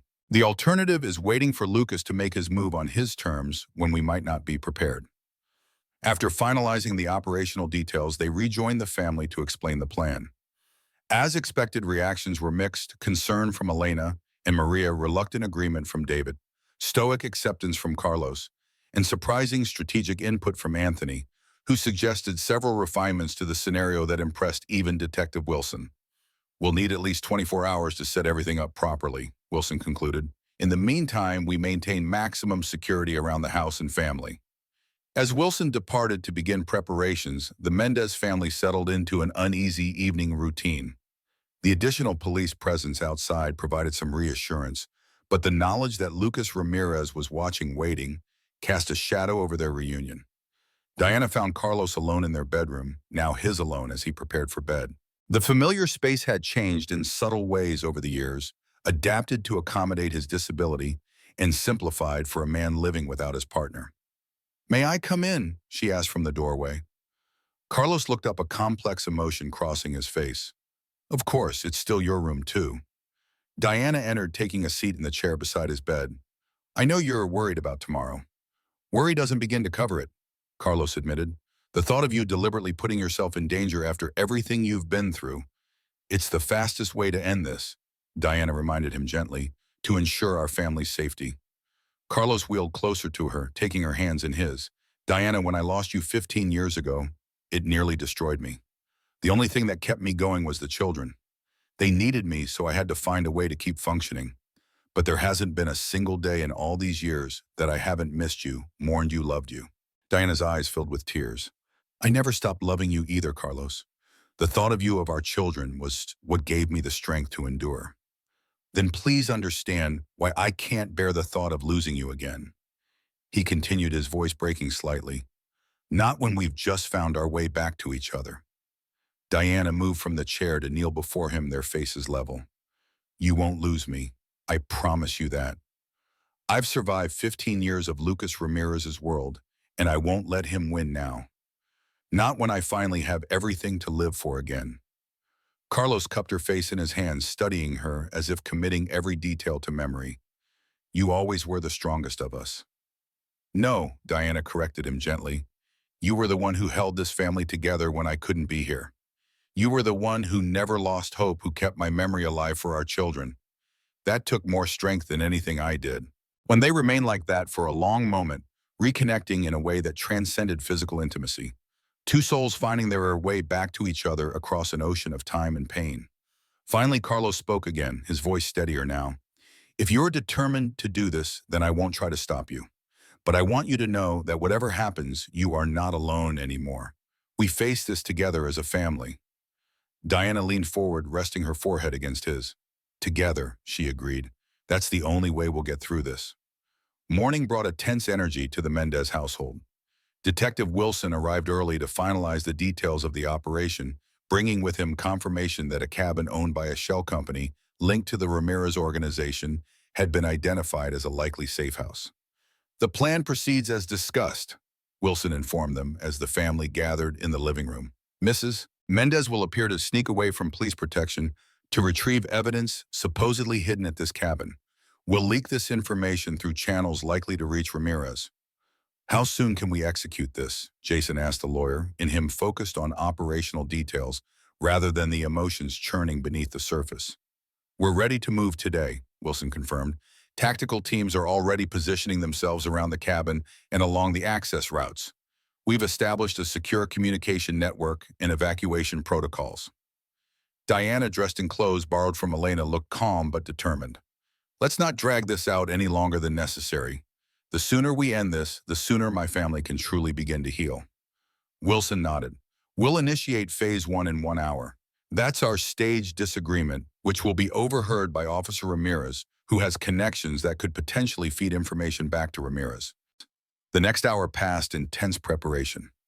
Diana spent time with each family member, reassuring them of her confidence in the plan while acknowledging their concerns. When she reached Anthony, he surprised her by offering his own form of support. I made something for you, he said awkwardly, holding out a small object, a hand-carved wooden token. It's stupid, but it's supposed to be good luck or whatever. Diana accepted it, recognizing the gesture for the significant step it represented. Thank you, Anthony. I'll keep it with me. Just come back, okay, he said, his adolescent bravado cracking slightly to reveal the vulnerable child beneath. I'll come back, Diana promised, daring to place a gentle hand on his shoulder. And then we can start getting to know each other properly. Anthony nodded, accepting the touch briefly before retreating behind his usual reserve. At exactly 10:00 a.m., the operation began. Wilson and Diana staged their argument in the front yard loud enough to be overheard by Officer Ramirez and presumably any surveillance Ramirez might have in place.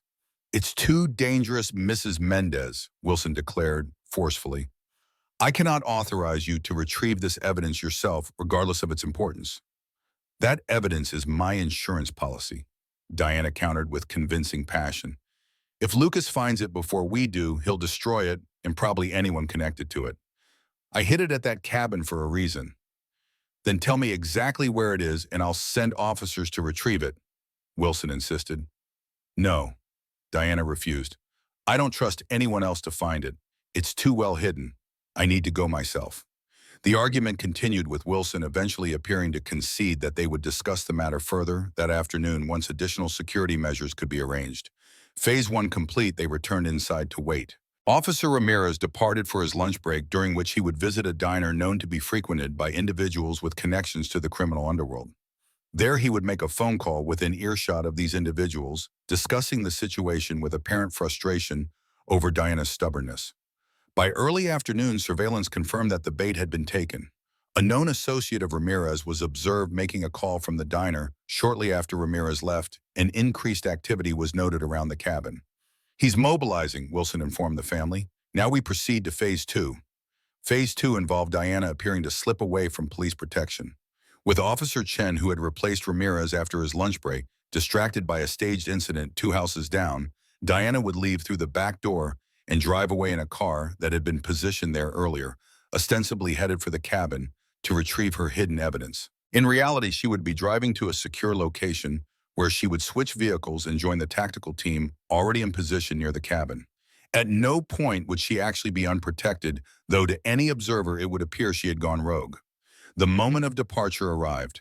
Diana embraced each family member, the genuine emotion of these farewells adding credibility to her apparent determination to retrieve the evidence at any cost. "I love you all," she told them, her voice steady despite the tension of the moment. "Remember, no matter what you hear or what seems to be happening, trust that I know what I'm doing." Carlos held her hands tightly. "Come back to us, Diana." "I will," she promised, bending to kiss him gently. "Count on it."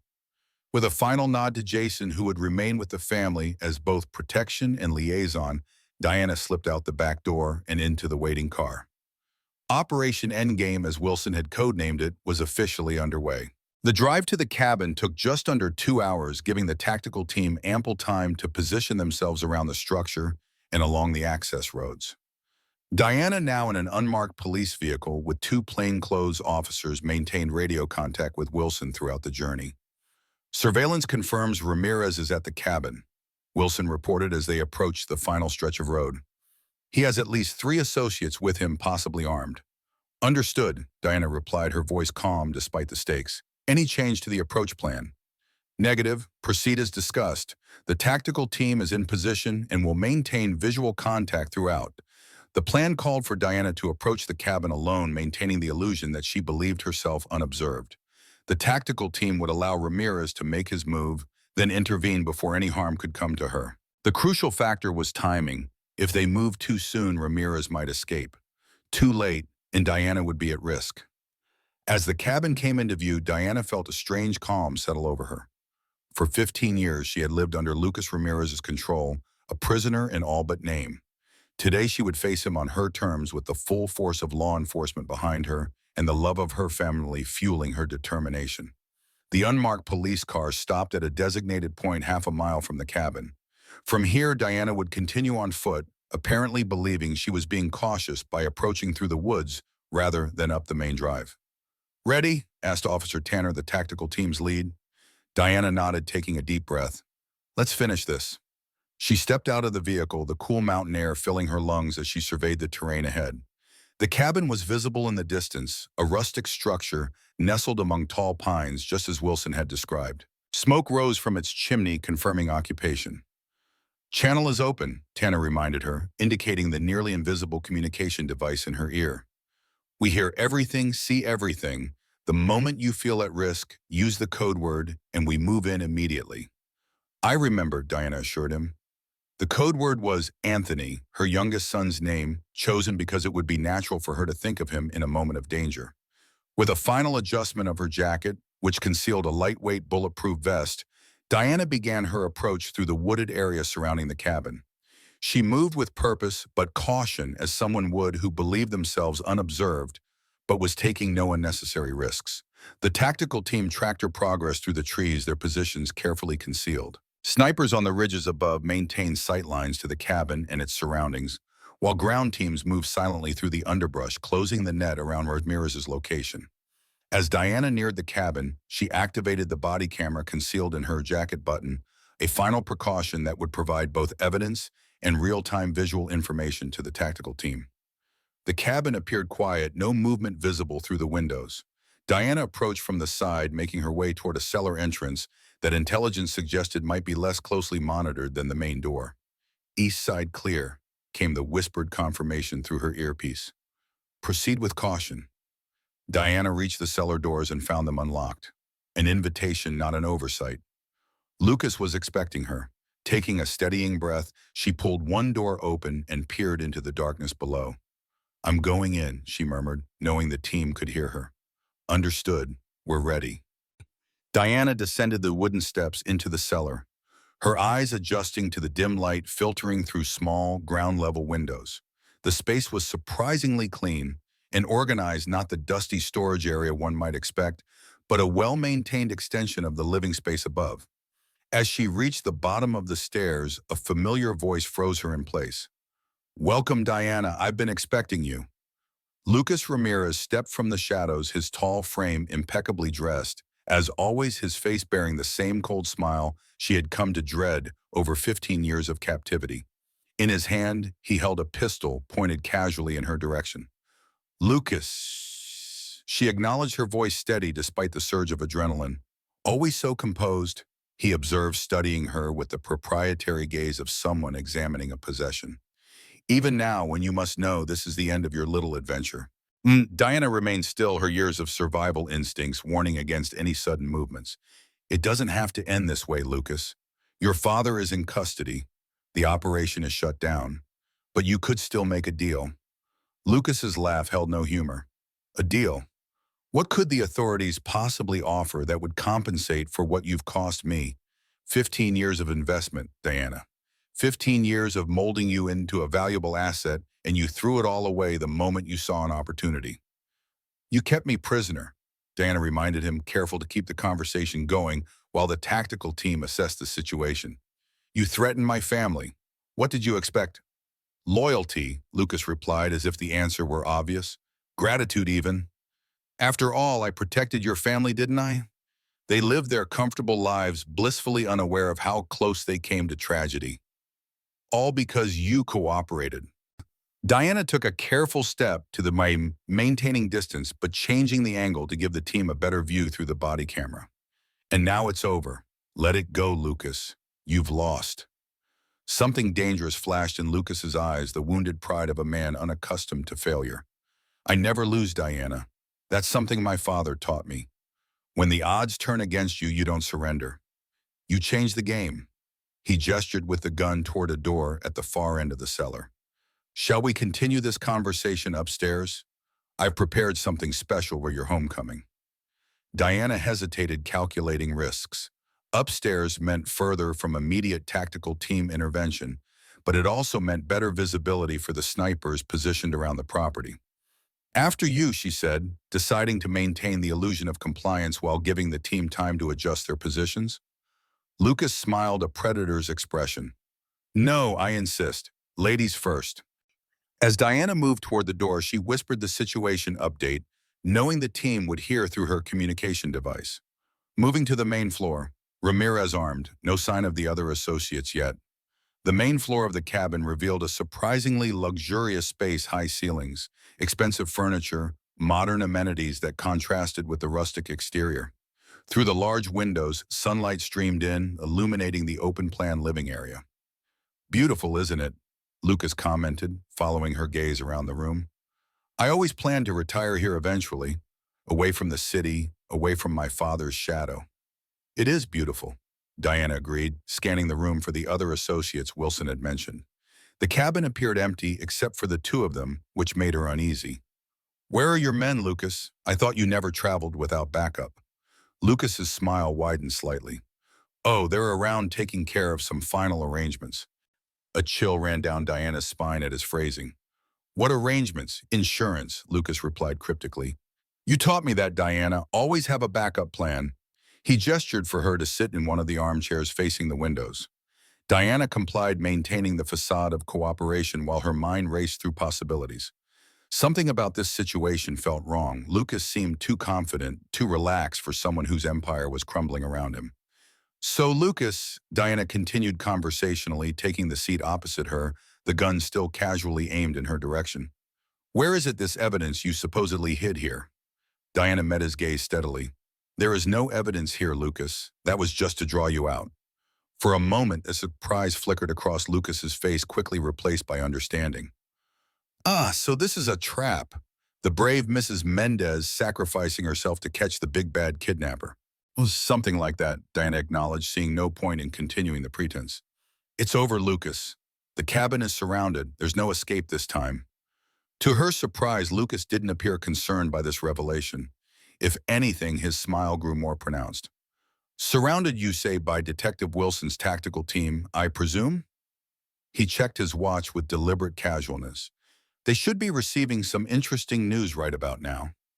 Diana felt the first stirrings of real fear. What have you done? Lucas leaned forward, his voice dropping to a confidential tone. Let me ask you something, Diana. Did you really think I wouldn't have contingency plans for this exact scenario? That I wouldn't anticipate your attempt to use yourself as bait? Before she could respond, her earpiece crackled with urgent communication. Eagle Eye to Diamond. Priority alert. We've received reports of an explosive device at the Mendez residence. Repeat, possible bomb threat at the family home. Local authorities responding. Diana's blood ran cold, her composed facade cracking for the first time. Anthony, she whispered, invoking the code word without conscious thought.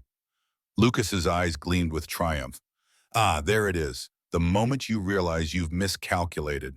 Your family for mine, Diana. Perfectly balanced. Tactical team moving in, came the urgent update in her ear. Hold position. Diana fought to regain her composure, reminding herself that the house was under police protection. You're bluffing. The house is guarded.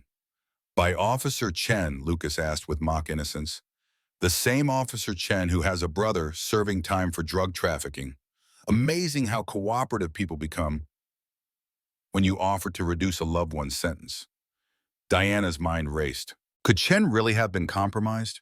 Had they overlooked this critical vulnerability? Even if that were true, she said, fighting to keep her voice steady, there are additional patrols, neighbors, witnesses. All manageable variables. Lucas dismissed, but enough talk. We're on a schedule now. He stood gesturing with the gun for Diana to do the same. I had hoped for more time, a more permanent solution to our problem, but I'm adaptable. A hostage will serve my purposes just as well. Diana rose slowly, calculating her options. The tactical team was moving in, but if what Lucas said about her family was true, every second mattered. You won't get away with this, she told him, playing for time. Even if you manage to leave here, where will you go? Your accounts are frozen. Your operation shut down. Lucas laughed. Oh, you of all people should know better, Diana. After 15 years watching me work, did you really think I wouldn't have resources set aside? Identities prepared, escape routes secured. A sudden crash from outside interrupted him, the tactical team making their move. Lucas's expression hardened, all pretense of casual confidence vanishing. Time to go, he snapped, grabbing Diana's arm and pulling her toward the back of the cabin. Your noble sacrifice has failed, I'm afraid.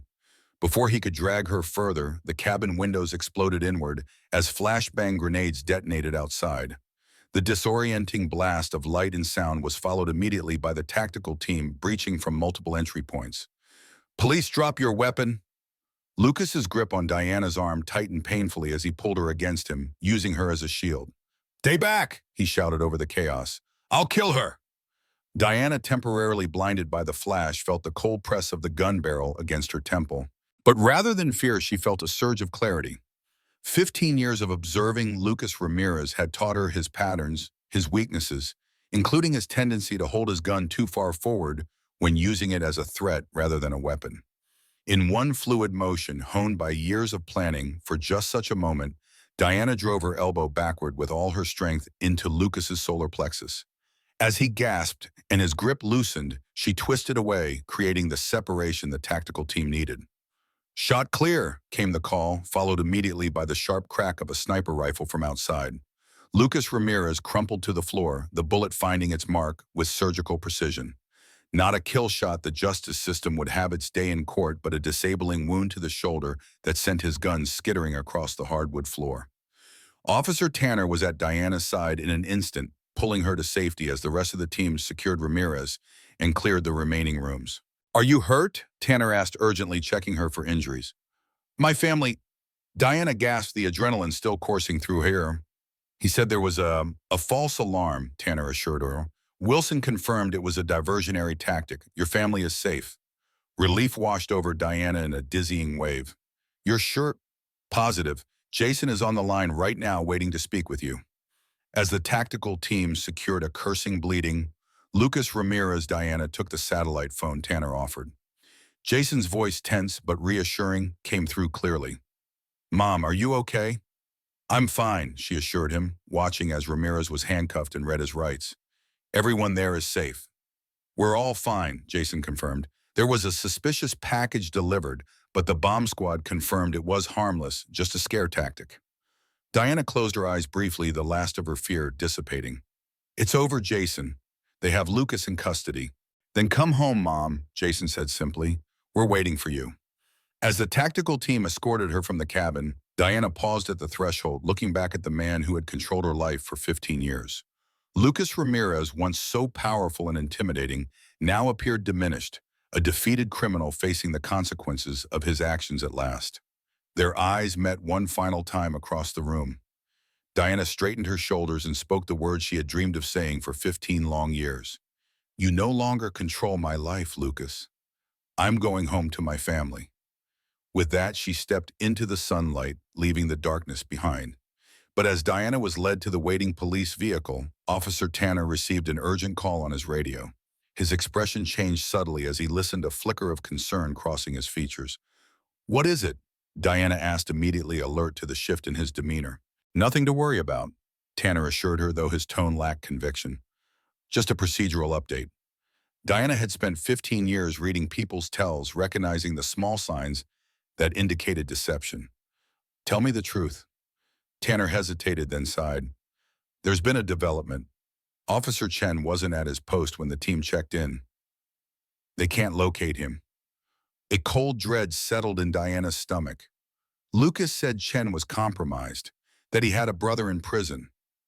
"We're checking that now," Tanner replied. "Wilson has dispatched additional units to your home as a precaution, but all reports indicate your family is still safe." Diana wasn't convinced. "We need to get back there. Now."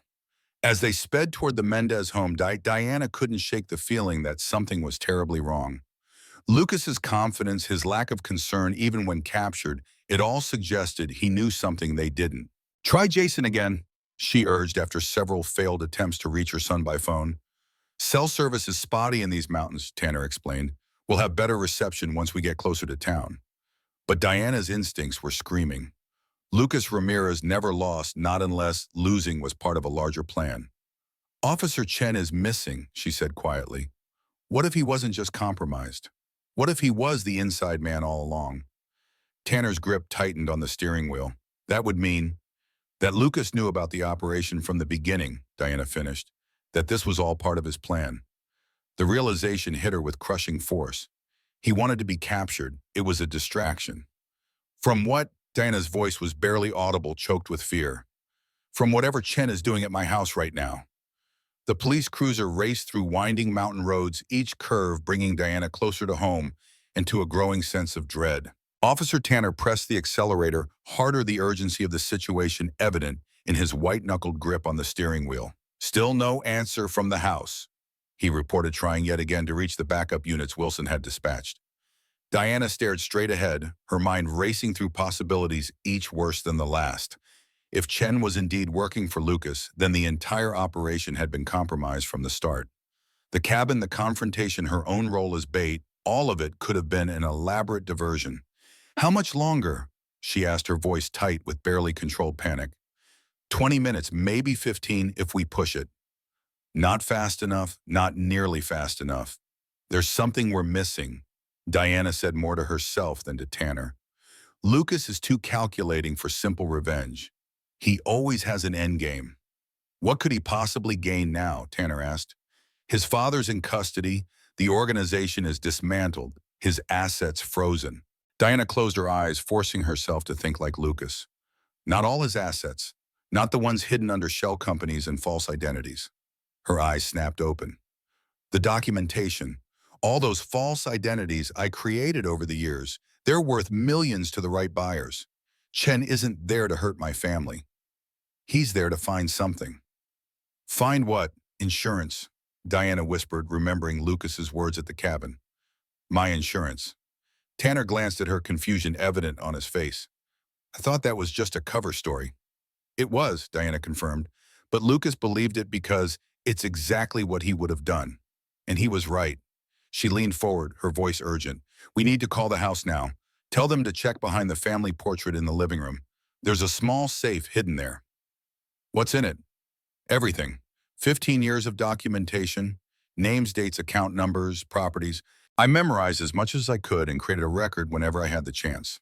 It's all the evidence needed to dismantle not just the Ramirez operation, but their entire network. Tanner immediately radioed in the information while Diana closed her eyes, silently praying they weren't too late. At the Mendez house, tension had been building since Diana's departure. Jason paced the living room, his instincts, as both a lawyer and a son, telling him something wasn't right. The lack of communication from Wilson's team only heightened his concern. They should have checked in by now, he told David, who had returned from his apartment and was keeping watch by the window. Maybe they're still in the mountains, David suggested. Cell reception can be spotty up there. Maybe, Jason conceded, though he didn't sound convinced. Carlos watched his sons from his position near the fireplace, his weathered face betraying the worry he was trying to hide from Anthony and Maria, who sat together on the couch. Elena moved between them all, offering coffee and reassurances that felt increasingly hollow as the minutes ticked by. Officer Chen stood by the front door, his posture rigid, his attention seemingly focused on the street outside. He had said little since taking over the protection detail, responding to questions with terse one-word answers. Officer Chen, Jason called, approaching the man. Any update from Detective Wilson? Chen shook his head without turning. Nothing yet. Don't you think that's strange? They should have at least. The sharp ring of the house phone cut through Jason's question. Everyone froze for a split second before Elena rushed to answer it. Hello. Her expression shifted rapidly from hope to confusion. Yes, he's here. She covered the mouthpiece and turned to Jason. It's Officer Tanner. He says it's urgent. Jason took the phone, listening intently. The color drained from his face as Tanner relayed Diana's warning. I understand, he said quietly, his eyes flicking to Chen, who remained by the door but had shifted slightly, his hand now resting near his holster. We'll check right away. He hung up, his mind racing. If Chen was indeed compromised, confronting him directly could put everyone at risk. He needed a distraction. That was Tanner, Jason announced, keeping his voice casual. Mom's fine. They've apprehended Lucas Ramirez.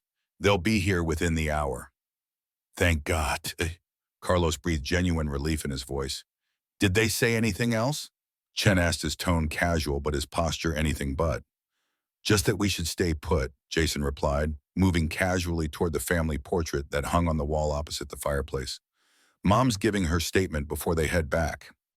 He reached the portrait, a formal family photo taken shortly before Diana's disappearance. As he pretended to straighten it, his fingers felt along the edge of the frame, searching for any indication of a hidden compartment. What are you doing? Chen's voice had lost its casual quality. Jason turned, adrenaline surging as he saw Chen's hand now resting openly on his weapon. Just straightening the picture. It's always been crooked. Chen stepped away from the door, his eyes cold. Step away from the wall, Mr. Mendez. The facade had dropped. In that moment, Jason knew Diana's suspicion had been correct. Officer Chen, is there a problem? I won't ask again, Chen said quietly. Step away from the wall. The atmosphere in the room shifted instantly. Carlos wheeled himself protectively in front of Maria and Anthony. David straightened his hands, balling into fists. Elena moved to the kitchen doorway, her eyes darting between Chen and her siblings. You're working for Ramirez, Jason stated. Not a question. Chen's smile held no warmth. Let's just say I have alternative employment arrangements. Now I know Diana hid something in this house. Documentation, evidence, insurance, whatever you want to call it. I'm here to retrieve it. Even if that were true. Carlos spoke up, his voice steady despite the danger. What makes you think she would have told us where it is? She wouldn't have, Chen agreed. But this house has been under surveillance for weeks. We know she went straight to this wall last night when she thought everyone was asleep. Jason's mind flashed to Diana's late-night wandering, which they had attributed to her adjustment to freedom. She had been securing her insurance policy all along. Lucas planned all of this, Jason realized aloud. Getting caught was part of his strategy. Lucas Ramirez is a visionary, Chen replied, drawing his weapon fully now. He understands that sometimes you have to sacrifice a piece to win the game. Now move away from the wall. Jason raised his hands, slowly weighing options. The family was in danger, but confronting an armed man directly would be suicidal. He needed to play for time. All right, he said, stepping aside, but whatever you think is there, you're mistaken. Chen approached the portrait, keeping his gun trained on the family. We'll see about that. As Chen reached for the portrait with his free hand, the sudden wail of police sirens split the air. His head snapped toward the window, momentary confusion crossing his face. David seized the distraction, lunging forward with surprising speed. He collided with Chen, just as the corrupt officer turned back, sending them both crashing to the floor. The gun skittered across the hardwood, stopping at Elena's feet. She snatched it up instantly, her hands steady as she aimed it at the struggling men. "David, move!" she shouted. David rolled away from Chen, who was already scrambling to his feet. But before he could fully rise, Carlos's wheelchair slammed into him with unexpected force, pinning him against the wall. The older man's face was a mask of cold fury. The strength in his arms, built up through years of maneuvering his wheelchair, now focused on keeping Chen immobilized. "You threaten my family?" Carlos said, his voice deadly quiet. "In my home." Outside, car doors slammed as police officers rushed toward the house. Jason moved quickly to the portrait, removing it from the wall to reveal a small wall safe with a digital keypad. "What's the code?" he called to Elena. "How would I know?" she replied, keeping the gun trained on Chen. Jason stared at the keypad, mind racing.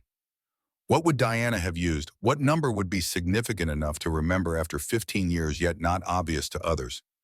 "Anthony," he said suddenly. "What's your birthday?" "April 17th, 2009. Anthony replied, confused. Why, Jason entered the date 04/17/2009. The safe remained locked. "No, wait," Maria interrupted. "That's not right. Anthony was born in 2008, not 2009. April 17th, 2008. Anthony corrected. Jason tried again. 04/17/2008. The safe beeped once and remained locked. "It's not working," David said urgently, as the sounds of officers approaching the front door grew louder. "Wait," Carlos said suddenly. "Diana disappeared on June 17, 2008, 2 months exactly after Anthony was born. Try that." Jason entered a 617-2008. The safe clicked open. Inside was a small flash drive and a handwritten journal. Jason grabbed both just as the front door burst open and Detective Wilson charged in, weapon drawn. "Police, nobody move." The scene froze, Elena holding Chen's gun, Carlos pinning the corrupt officer against the wall, Jason holding the contents of the safe. "Detective?" Jason said, relief evident in his voice. "Officer Chen is working for Ramirez." Wilson took in the situation at a glance, holstering his own weapon and moving to handcuff Chen. "We know. Tanner radioed ahead. Are you all right?" "We're fine," Carlos confirmed, wheeling back from the now restrained Chen. "Where's Diana?" "Right here," came a voice from the doorway. Diana stood there, Officer Tanner behind her, her eyes sweeping the room to confirm everyone was safe. The tension visibly drained from her body when she saw her family unharmed. "Mom." Maria rushed to embrace her, followed quickly by Elena and Anthony. Carlos wheeled forward, reaching for her hand as Jason held up the flash drive and journal. "We found your insurance policy," he said. Diana nodded, her eyes meeting his over the heads of her younger children.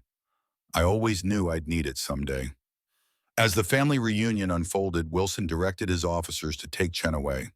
The corrupt officer said nothing, his face a mask of cold defiance.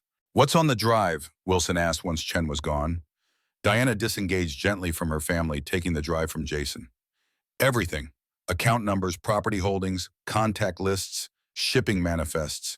15 years of the Ramirez organization's secrets." "How did you manage to compile all this?" Wilson asked, genuine admiration in his voice. "One piece at a time," Diana replied. "A glimpse of a document here, an overheard conversation there. I memorized what I could and wrote it down whenever I had a moment alone.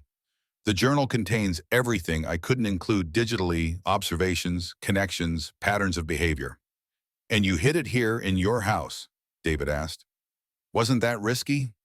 "It was the safest place," Diana explained. "The last place Lucas would look. He never believed I'd risk hiding anything so close to my family." Wilson carefully took the drive and journal. This will be enough to dismantle not just the Ramirez operation, but their entire network. You've given us the key to one of the largest human trafficking cases in the state's history. There's something else you should know, Diana said, her expression growing serious.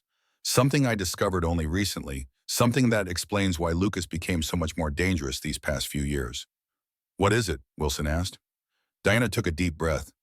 Gabriel Ramirez isn't Lucas's biological father. The room fell silent, everyone processing this unexpected revelation. About 5 years ago, I was processing documents for one of their operations. Diana continued. I came across medical records for both Gabriel and Lucas. They included blood types. It was impossible for Gabriel to be Lucas's father. So, who is? Jason asked. Diana's expression darkened. Victor Blackwood. Wilson's eyes widened in recognition. The shipping magnate? He's been suspected of connections to organized crime for years, but we've never been able to prove anything. He's more than connected, Diana confirmed. He's the true head of the entire network.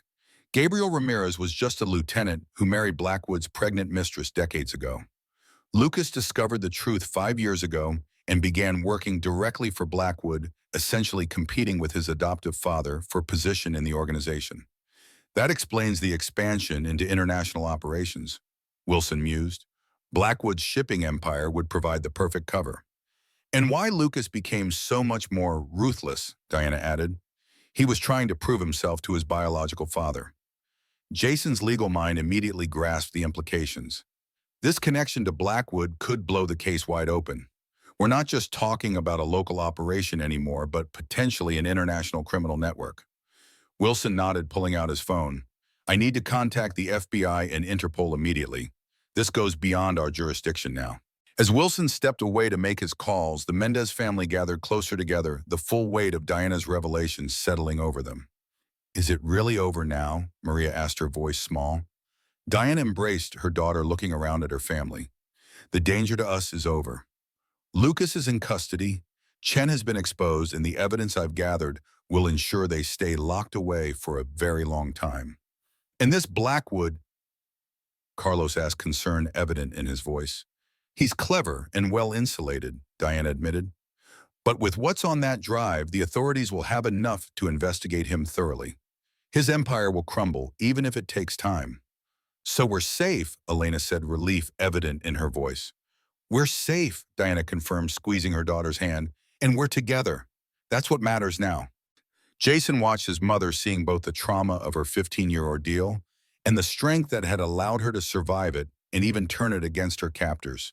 In her eyes, he saw not just the mother he had lost, but the survivor she had become. Wilson returned, his expression serious but satisfied. Federal agents are on their way. They'll want to interview you extensively, Mrs. Mendez, but that can wait until tomorrow. For tonight, you should be with your family. Thank you, Detective, Diana said sincerely, for everything. After Wilson and his officers departed, leaving a new thoroughly vetted protection detail outside, the Mendez family gathered in the living room. The adrenaline of the day's events was fading, leaving them exhausted but relieved. I still can't believe you managed to collect all that evidence right under their noses, David said, admiration evident in his voice. I had to, Diana replied simply. It was the only way I could make sure they'd pay for what they'd done if I ever got free. But the risk, Elena protested. If they'd caught you, they would have killed me, Diana acknowledged without flinching. I accepted that possibility long ago. But I couldn't let them continue hurting other families, destroying other lives. If something happened to me, I needed to make sure the evidence would eventually be found.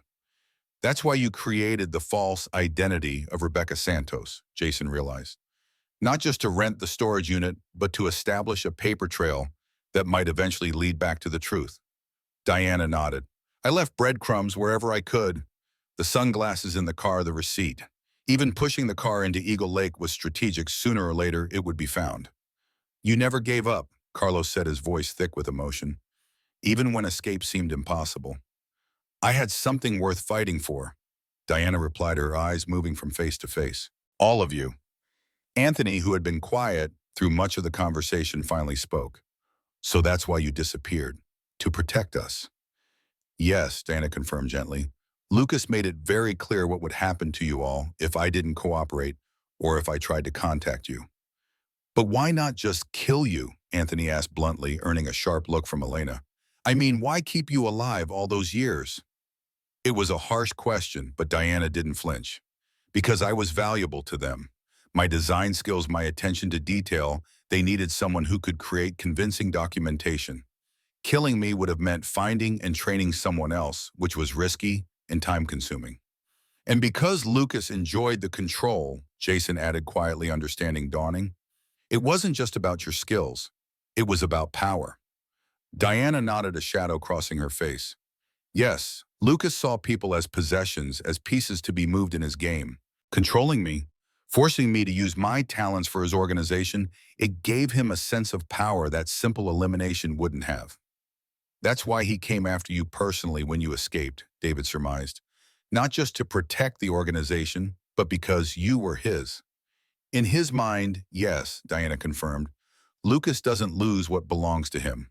Not willingly. Well, he's lost now, Carlos said firmly, and he's never getting near this family again. Diana reached for her husband's hand, a small smile softening her features. No, he's not. As the evening deepened into night, the family remained together, reluctant to separate even for sleep. They ordered pizza, an impromptu celebration of their reunion and survival.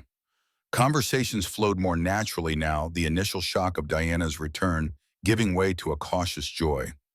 Diana watched her family, savoring each moment, each interaction. Elena's efficient care for everyone's needs, David's thoughtful questions, Maria's artistic enthusiasm, Jason's protective vigilance, Anthony's gradual warming, and Carlos's steady presence, all of it precious beyond measure. I miss so much, she said quietly to Carlos, as the younger members of the family argued good-naturedly over the last slice of pizza. But you're here now, he replied, echoing his words from their reunion. And we have time. Diana nodded, believing it for the first time. The nightmare was truly over. Lucas Ramirez was in custody, facing charges that would keep him imprisoned for decades. The evidence she had painstakingly gathered would dismantle the criminal empire that had stolen 15 years of her life. Victor Blackwood, the shadow figure behind it all, would soon face the scrutiny of international law enforcement. And she was home, surrounded by the family she had sacrificed everything to protect. Times she repeated softly, watching her children, no longer children, but young adults who had grown up without her. That's all I've wanted for 15 years, just time with all of you. Then that's what we'll have, Carlos promised, his hand finding hers, one day at a time. Later that night, as the house finally grew quiet, Diana stood at the living room window looking out at the peaceful street. Officer Parker sat vigilant in his patrol car, a reassuring presence rather than a reminder of danger. Jason joined her, 2 cups of tea in hand. Couldn't sleep, he asked, offering her one. Too much to process, she admitted, accepting the cup gratefully. Every time I close my eyes, I'm afraid I'll wake up back on that ship. It's really over, Mom, Jason assured her. Lucas, Chen, all of them, they can't hurt us anymore. I know, Diana said. Logically, I know that. But 15 years of fear doesn't disappear overnight. No, I don't suppose it does, Jason agreed quietly. They stood in companionable silence, sipping their tea and watching the occasional car pass by outside. You know, Jason said eventually, when I was studying law, I kept thinking about you, about finding justice for what happened. I think part of me always knew you hadn't left willingly, even when everyone else accepted it. Diana turned to her eldest son, seeing in him the boy who had become a man in her absence. You never gave up. Neither did you, he replied simply. As dawn began to lighten the sky, Diana felt a peace she hadn't known in 15 years. The road ahead would not be easy. There would be interviews with federal agents, testimony to give, a criminal network to dismantle. There would be therapy sessions and difficult conversations, relationships to rebuild, trust to reestablish. Anthony would need time to develop a bond with the mother he didn't remember. Elena would need to learn how to relinquish the maternal role she had assumed. Maria and David would navigate the complex emotions of having their mother return after forming their adult identities in her absence. And she and Carlos would rediscover each other as partners, friends, and eventually perhaps lovers again. But they would face these challenges together, strengthened by the knowledge that they had already overcome the impossible. A family torn apart by criminal greed had found its way back to wholeness against all odds. Diana, who had survived 15 years of captivity, by holding on to the memory of her family, now faced a future filled with the reality of their presence. Not just memories, but living, breathing people with whom she could build new experiences, new connections, new love. As the first rays of sunlight streamed through the window, illuminating the home she had been forcibly taken from Diana, Mendez felt something she had almost forgotten existed: hope. Not the desperate hope of captivity, but true hope born of love and sacrifice and the unbreakable bonds of family. The road ahead would not be easy, but they would walk it together, and that made all the difference. 6 months passed, summer gave way to fall, and fall to the first whispers of winter. The Mendez family's story had made national headlines. Woman held captive for 15 years brings down trafficking ring. But the media attention had finally begun to fade, allowing them the privacy to heal. The federal courthouse stood imposing against the gray December sky as Diana Mendez climbed the steps, her family flanking her protectively. Today marked the sentencing of Lucas Ramirez, the final chapter in a legal process that had consumed much of the past half year. Inside the courtroom hushed as they entered. Lucas sat at the defense table, his once immaculate appearance now replaced by prison-issued clothing. He didn't turn as Diana took her seat, though she could see the tension in his shoulders, the rigid control he still tried to maintain even in defeat. The evidence Diana had collected over 15 years had proven devastating, not just to Lucas and Gabriel Ramirez, but to Victor Blackwood and their entire network. The flash drive had contained account numbers, property holdings, shipping manifests, and client lists. Her handwritten journal had provided context connecting disparate pieces into a comprehensive picture of an international trafficking operation. "All rise," called the bailiff as Judge Harriman entered. The sentencing was swift and uncompromising. Life imprisonment without possibility of parole for Lucas Ramirez. Similar sentences had already been handed down to Gabriel Ramirez and Officer Chen. Victor Blackwood awaited trial, his empire crumbling as international authorities froze assets and raided properties across 3 continents. As the judge read out the sentence, Diana felt not triumph but a quiet relief. It was over. Truly over. Lucas finally turned, then his eyes meeting hers across the courtroom. In them she saw not the cold control that had defined him for so long, but something unfamiliar: defeat. She held his gaze steadily, neither flinching nor gloating. After a moment he looked away. Outside the courthouse, snowflakes drifted lazily from the sky as reporters called questions. Jason stepped forward, shielding his mother from their intrusion. "My mother has provided her testimony and justice has been served," he stated firmly. "Our family now asks for privacy as we continue to heal and rebuild our lives. Thank you." In the car, heading home, Diana sat between Carlos and Anthony, watching the city give way to suburbs. "It's done," she said quietly. Carlos took her hand. "Yes, it's done." The Mendez home had changed subtly over the months. Diana's touches were gradually reappearing.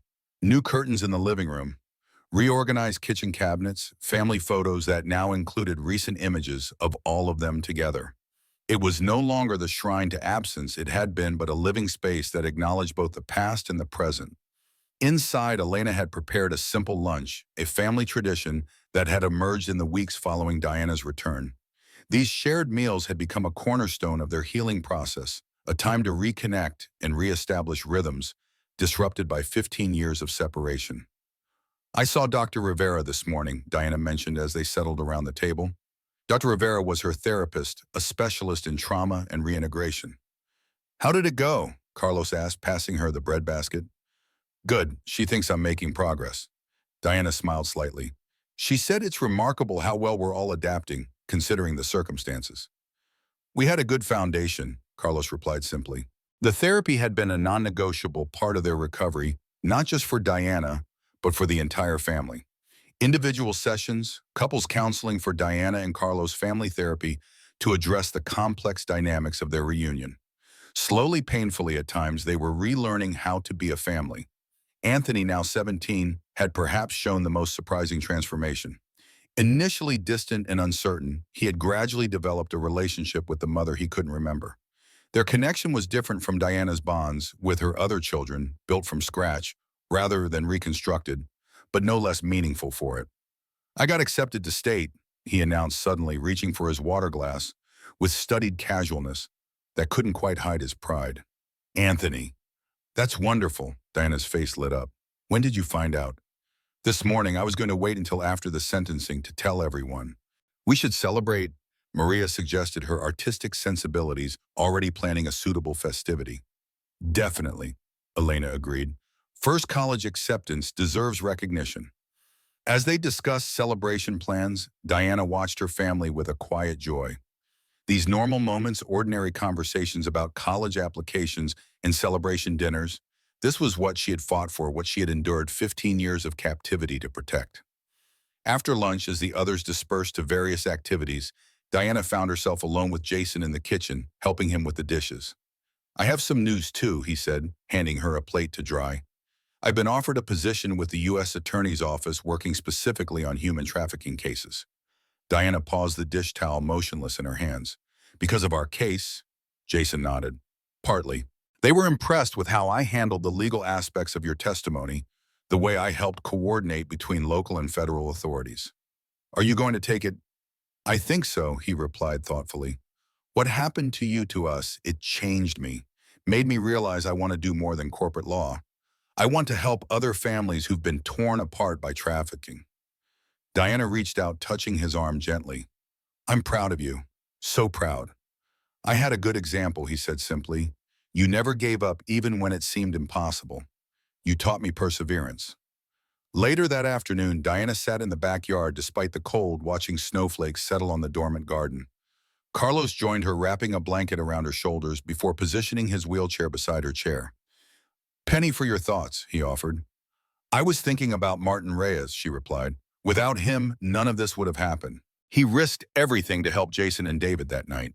Martin had testified at the trials, his insider knowledge proving invaluable to the prosecution. After years of looking the other way, his decision to finally act had helped bring down the organization he had reluctantly served. He's in witness protection now, isn't he? Carlos asked. Diana nodded. New identity, new location. He sent a message through Wilson last week. He's doing well, teaching security procedures at a community college somewhere. Finding redemption, Carlos observed.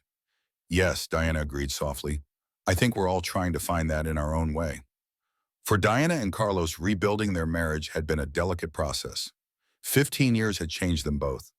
Carlos had become more introspective, tempered by years of single parenting from a wheelchair. Diana had developed a hypervigilance, a careful assessment of threats and escape routes that was slowly easing but might never fully disappear. They were in many ways getting to know each other again, dating cautiously, rediscovering shared interests, and acknowledging new differences. 3 months after her return, Diana had moved back into their bedroom, though intimacy remained a gradual journey, handled with patience and understanding on both sides. Do you ever think about what might have been, Carlos asked suddenly, if you hadn't gone to that thrift store that day?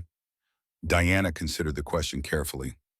Sometimes, but then I look at our children, at the amazing adults they've become despite everything, and I think maybe we ended up exactly where we were supposed to be.